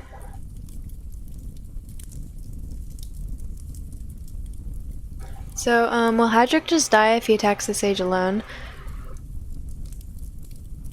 Oh.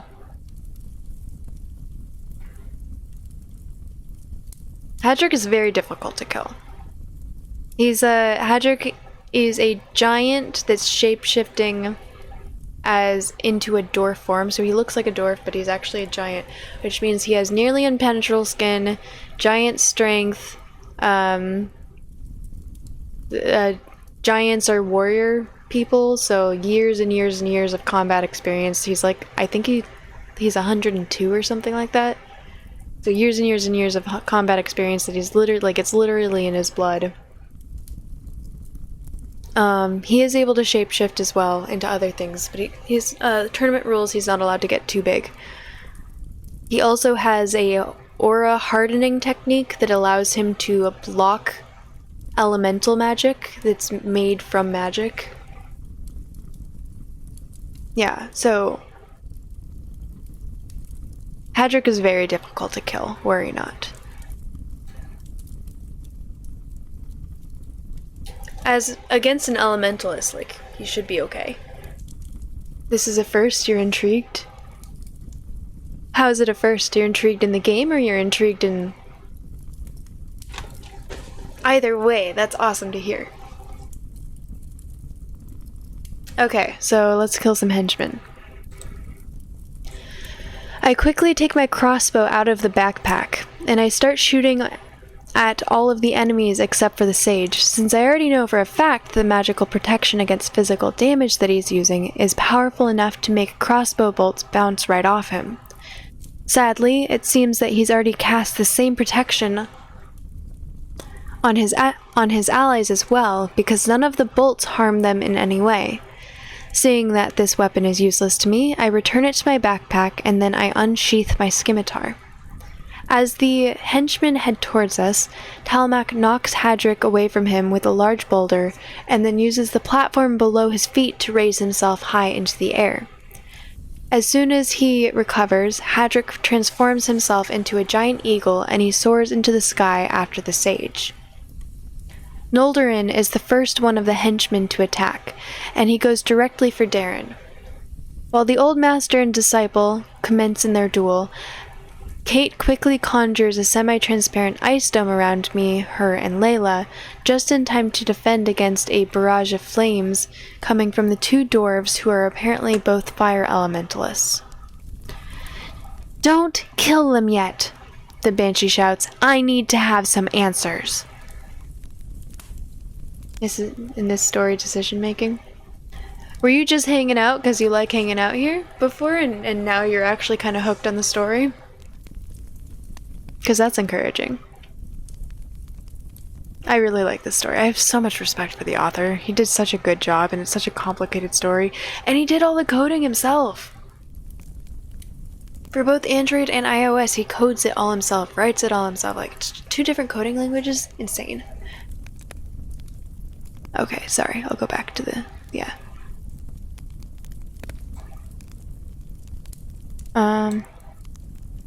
Hell yeah.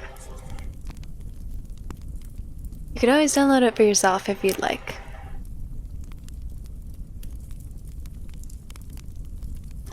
To hell with your answers, abomination, the dwarf with the eye patch says. You should be thankful enough that our master took you under his wing. Do not presume to think that you can give us orders. The sage is not my master, the banshee says. We only have an agreement. I told him that I'd help him get the Magium as long as he signed me up to this tournament and let me pursue my own goals on the side. The very fact that the sage himself... wow. I might need to end soon. I'm getting tongue-tied too easily. The very fact that Sage Telmac is letting you breathe in his presence should be more than enough of a reward for your services, says the dwarf with the scars on his face. If I were in his place, I would have killed you a long time ago. As the dwarf finishes his sentence, Kate suddenly unleashes 100 icicles that she'd been preparing from the sky all this time, and she shoots them at all the sage's henchmen, including Noldorin. Just as the icicles reach the 4 enemies in front of us, they all bounce off an invisible barrier which was surrounding the mages. Noldorin, on the other hand, did not need the barrier to protect himself, and he simply danced out of the projectile's way, while also fending off an attack from Darren.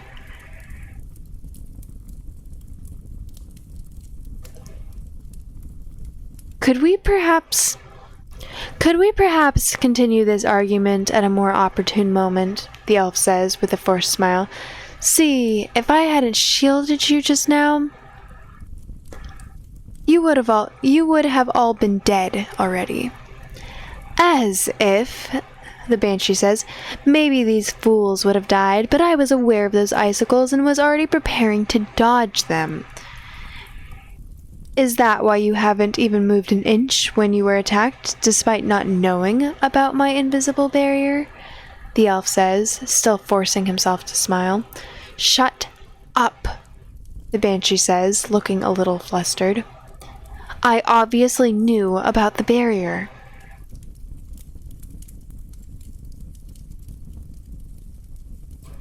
Of course you did, the elf says.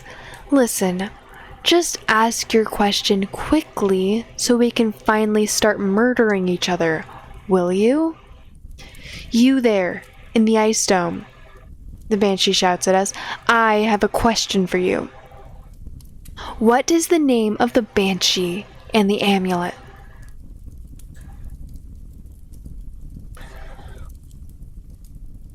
What makes you think that we'll answer your question? Kate shouts back at her through the ice dome. If you answer, then we'll make your deaths quick and mostly painless, the banshee says. But if you don't... All of a sudden, several fireballs rain down upon the sage's underlings, covering their whole area in explosions. Araka, we hear Aluna's voice coming from the sky. Her name is Araka.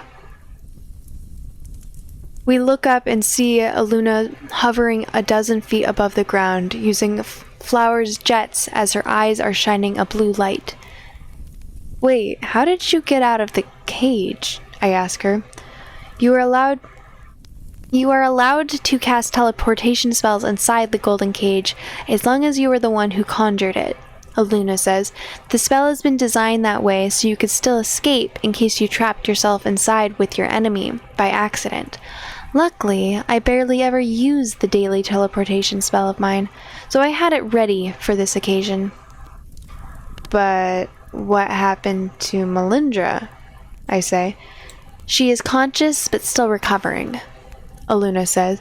The healing spell that I cast on her won't take full effect for at least a few minutes. For at least a few more minutes, which will have... won't take full effect until at least a few more minutes will have passed. I made sure to extend the cage's duration, so she'll be safe, so she'd be kept safe until then, although it's taken quite a lot of my magical energy to do it. Are you two just about done with your conversation, or do you intend to keep ignoring us? Said the Banshee, who works for the sage. As we take a look at Telmac's henchmen, we see that they were unharmed by the fireballs thanks to the elf's invisible barrier. While the barrier itself is not visible to the naked eye, you can tell that it's still there by the feel of its magical aura. Nobody asked you to wait for us, Aluna says in a cold voice. You could have attacked at any time. Oh, I would have attacked you long ago, the dwarf with the eye patch says, if this sad excuse for an elf hadn't surrounded us with an impenetrable barrier that works both ways. I will remove the barrier as soon as our banshee friend is done with her questions, the elf says in a calm manner. And also, as soon as you promise to not get caught in every single one of the enemy's deadly attacks like a gang of amateurs. The banshee from the amulet you called Araka. The black-haired banshee starts to ask Aluna, ignoring the elf. How old is she exactly? Do you happen to know if she's been around for more than 1,000 years? Perhaps even 5,000? Oh, I've been around for quite a bit more than 5,000 years, little girl, Araka says. But I think we should both stop beating around the bush. What is it that you want to ask me exactly? Marshfang, thank you so much for hanging out as long as you have. I appreciate you being here. Have a really good rest of your night. Sweet dreams. Thank you for getting some sleep. I should be getting some sleep soon as well. Honestly, I should just end here. But I'm not going to. You like the laugh idea? Thank you. Thank you.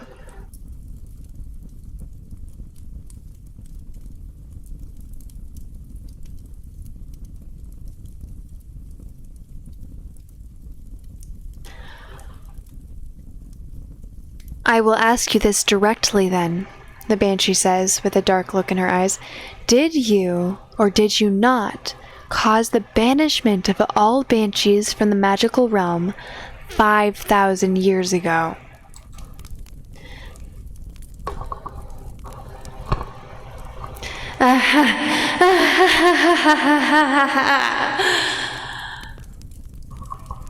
Araka laughs.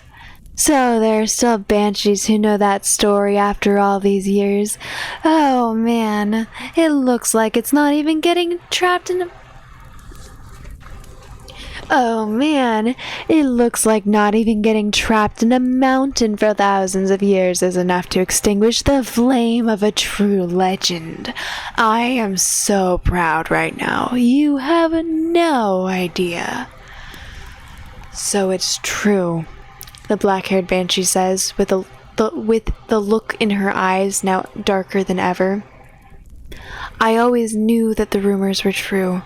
The only reason why I came to Varathia was because my information led me to believe that this is where I could find you. As soon as I felt the sinister aura coming from the amulet, I knew it would be you. All this pain and suffering that our race has had to endure for millennia, being forced to live our lives as parasites, all because of you.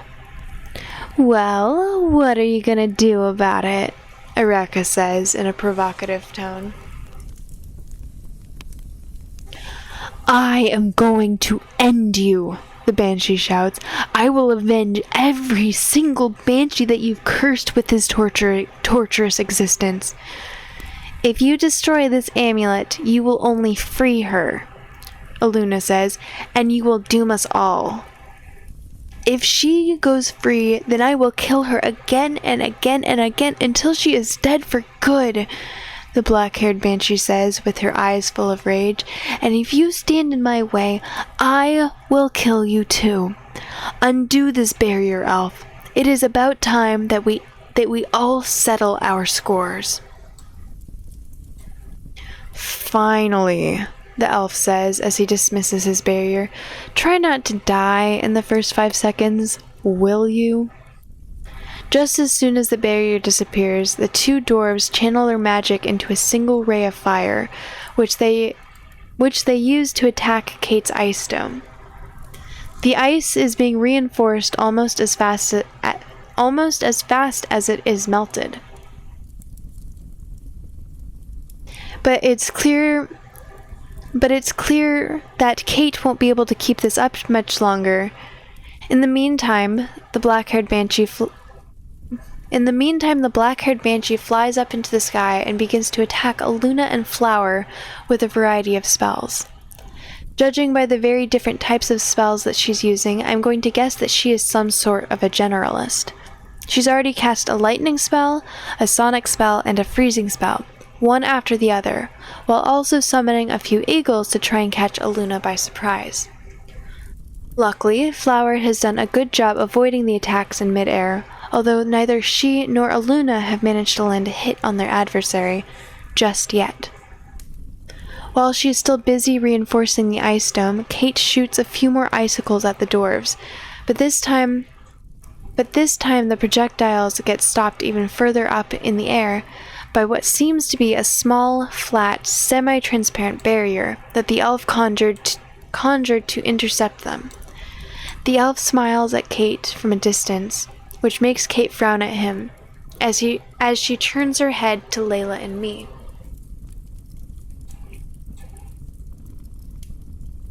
If either of you could keep some of those 3 mages busy while I attack them, it would be highly appreciated, Kate says. Run towards the mages and focus on attacking the elf. Run towards the mages and focus on attacking the dwarves. Fly towards the mages and focus on attacking the elf. Fly towards the mages and focus on attacking the dwarves.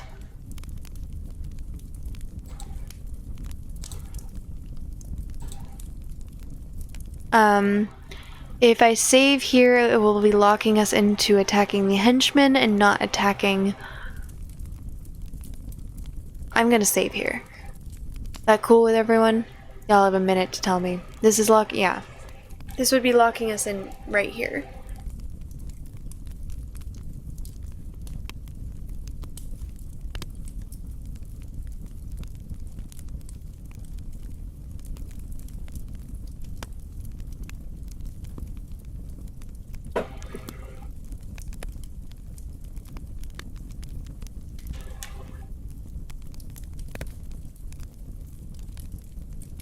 It's not bad. This would make it so when we die, we go back to this spot here. This decision right here, rather than going all the way back to the decision of fighting the henchman or Talmac himself. It would be locking us into fighting the henchman. Y'all good with the...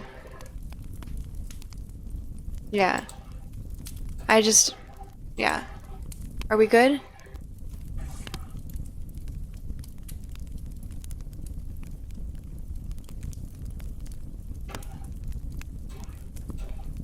Cool. Now here are the decisions. I honestly feel like I should end soon. I've been reading for almost 2 hours and my throat is getting sore. Almost a 6-hour stream. Almost 2 hours of it has been. You want to kill that sage bastard? I don't remember how long this fight is. I know it's not short. I'll read one more decision. So, y'all feel free to pick.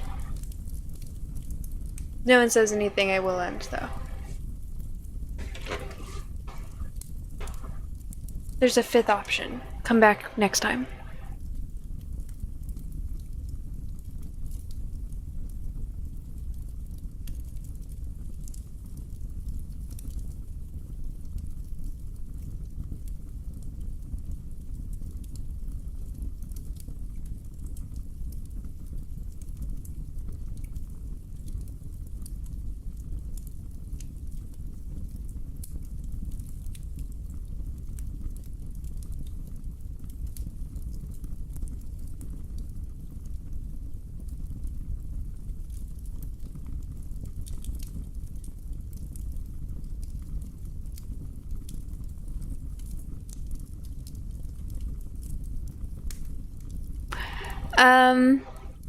So Melindra is a very powerful air elementalist, and she cast a spell on us that gives us control over semi-intelligent spells that respond to his movement. So raises his hands up and he flies up, does things with his hand, or like treads water and it changes his direction. Yeah.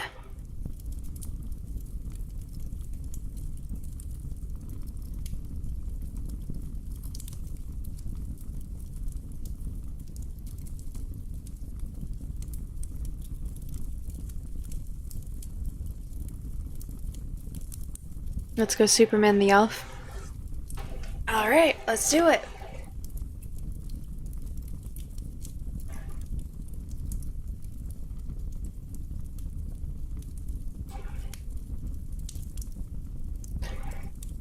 Oh, I should have read that. Shit. Apparently he says it. Normally he repeats that on the next page.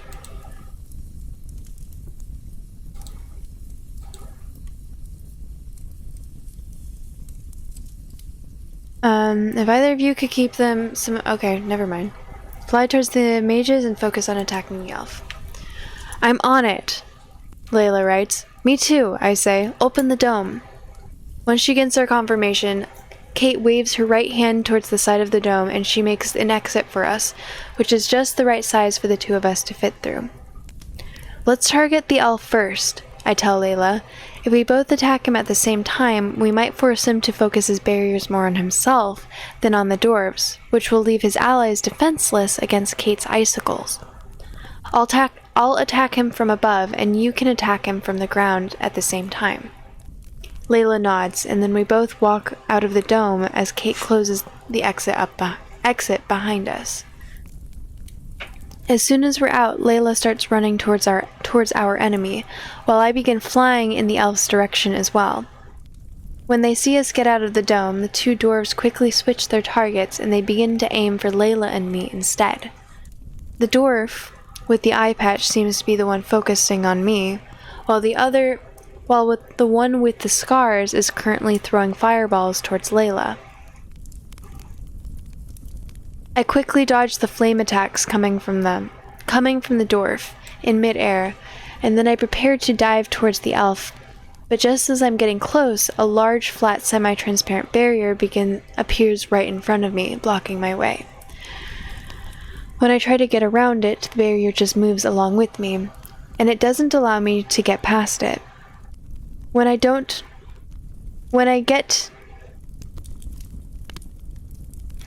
I don't get to do this for much longer, because a new barrier of flames forces me to distance myself from the mages once more. In the meantime, Layla seems to be having her own problems with barriers, although the ones that she's bumping into are completely invisible and can only be detected if you really focus with your magical sense. I try to make another dive for the elf, but my path gets blocked by one of his barriers yet again.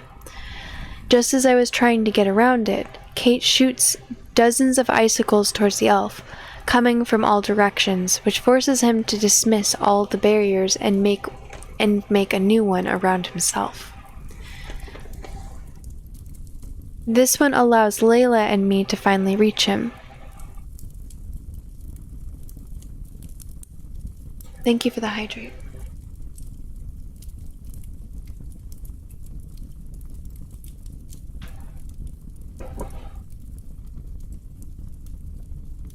This allows Layla and me to finally reach him, and to attack him with many rapid strikes, even though each one of them gets blocked by the invisible barrier around himself. With the elf no longer protecting his allies, Kate immediately starts attacking the two dwarves with icicles, and it doesn't take her long until she manages to kill them both, with a few well-placed shots to their heads. So much for the great sage's elite squad, eh? I tell the elf as I land on the ground and continue to attack him through his barrier along with Layla. Those were only easily replaceable pawns, the elf says with a forced smile. The older members of the team are currently away on an important mission related to the pine cones. It's too bad that you will never get to meet them, because the sage will obliterate you before then. The sage? I ask him. Not you. I am only in charge of defense, the elf says. I have no spells that could help me fight you in any way. I am just going to keep this barrier up until you either tire yourselves out or get bored. You won't be able to break it anytime soon at this rate. Right, I say as I continue to attack him. While we're dealing with the elf, I can't help but notice that the sky above us is currently filled with big floating rocks, which Telmac is using to chase Hadric around in his eagle form. It looks like Hadric is at a bit of a disadvantage when fighting aerial battles due to the fact that the flying creatures which he can morph into are too weak compared to his regular dwarf form, and he needs to switch back into being a dwarf every time he wants to smash one of the rocks into pieces. Somewhere below, at a much lower altitude, Aluna and Flower are still busy fighting the black-haired banshee in mid-flight, although they seem to be very evenly matched, and neither of them has managed to do any significant damage to the other. Flower and Aluna may have the upper hand in terms of raw power, because there are two of them, but the banshee working for the sage is making good use of the multitude of spells she has at her disposal to compensate for her disadvantage.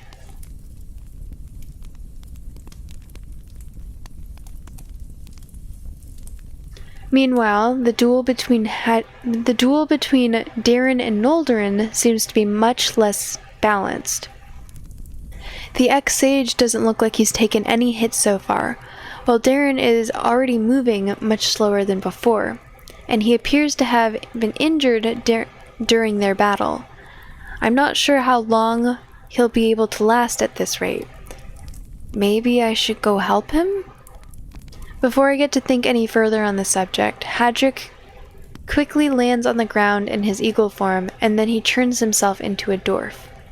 The sage is still up above on his platform, with all of his rocks floating around him, and he seems to be waiting for Hadric's next move. Give up, Darren, Noldorin says, with a confident tone in his voice, as he manages to wound Darren yet again by attacking one of his armor's elbow joints. I can see that you've learned some new techniques since we've been apart, but you're still no match for me. Maybe if you beg Sage Telmac for mercy, he might still spare your... The ex-sage does not get to finish his sentence because Hadric suddenly dashes to his side and punches him so hard that he throws him into a nearby wall.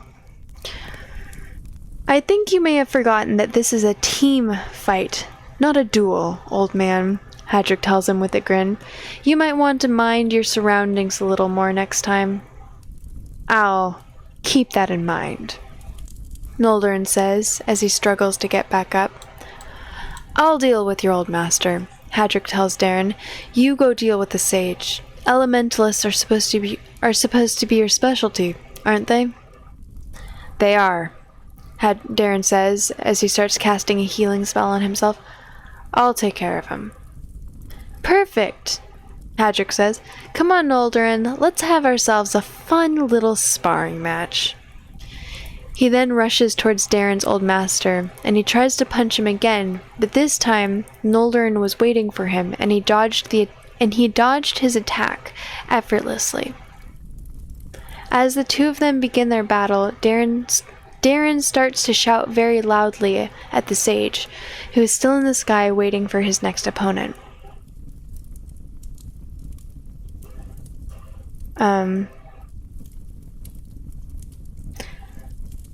Hey, Talmac! Darren shouts while his wounds are still being magically healed. Come down here so we can have a duel. 1-on-1. What kind of coward flies off into the sky like that, where his enemies can't reach him? Watch your tongue, healer in armor, Talmac shouts.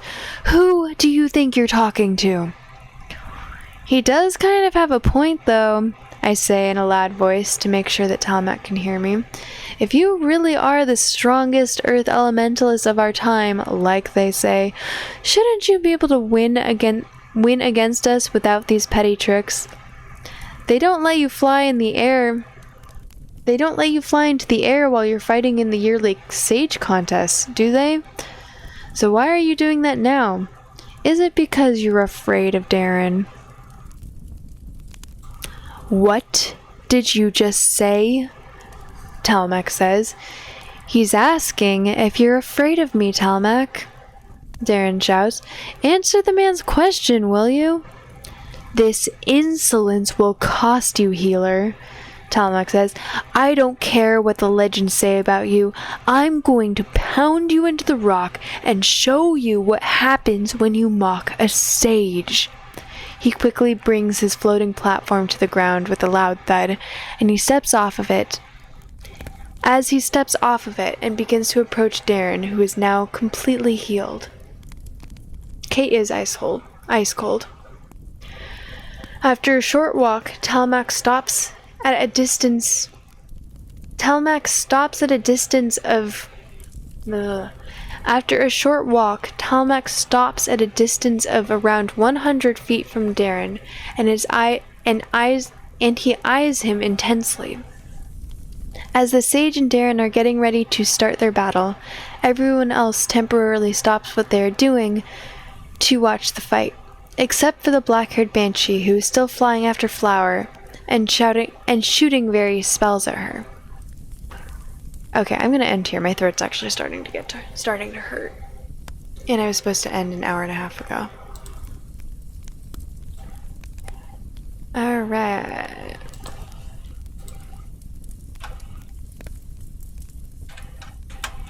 This was book 2, chapter 10. Load game. Yeah. Okay. Transfer achievements to cloud. Transfer. Checkpoint. One. We haven't used any other ones, so just 1 and 2. I have trust issues. Oh, you can hear my voice go a little bit. Can you guys? Alright. Well, thank you all. That was really good. I'm glad you thought it was good. It looks like there's a couple ASMR streamers that I follow that are live. I don't know if I'll be able to raid to them, but I'd be comfortable raiding, I think.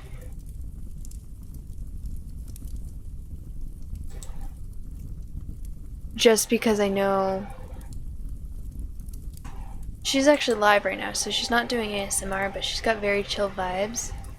And it's Viewfinder, which is also very chill vibes. I think that I could raid to them without disturbing anyone who might be asleep.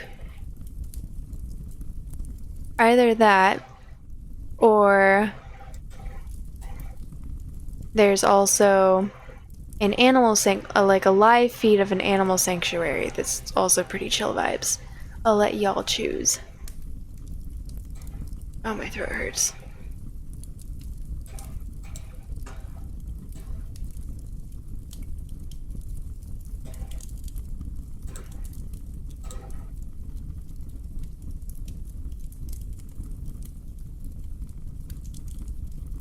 Yeah, leaving y'all on a cliffhanger, sorry. I usually don't try not to end like this. This means that you guys are just gonna have to bug me to end my normal streams early. And go to... I think the camera's changed. It looks like right now there's a couple birds, and I just see a leaf there. Look like a fox. That might be a deer. It's a tent where I think people are, but I don't see any people.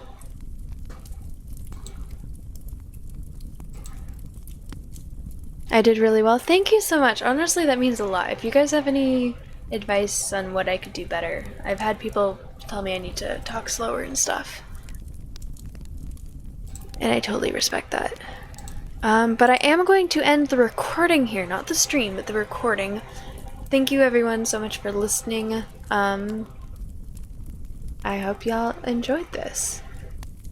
Stop recording.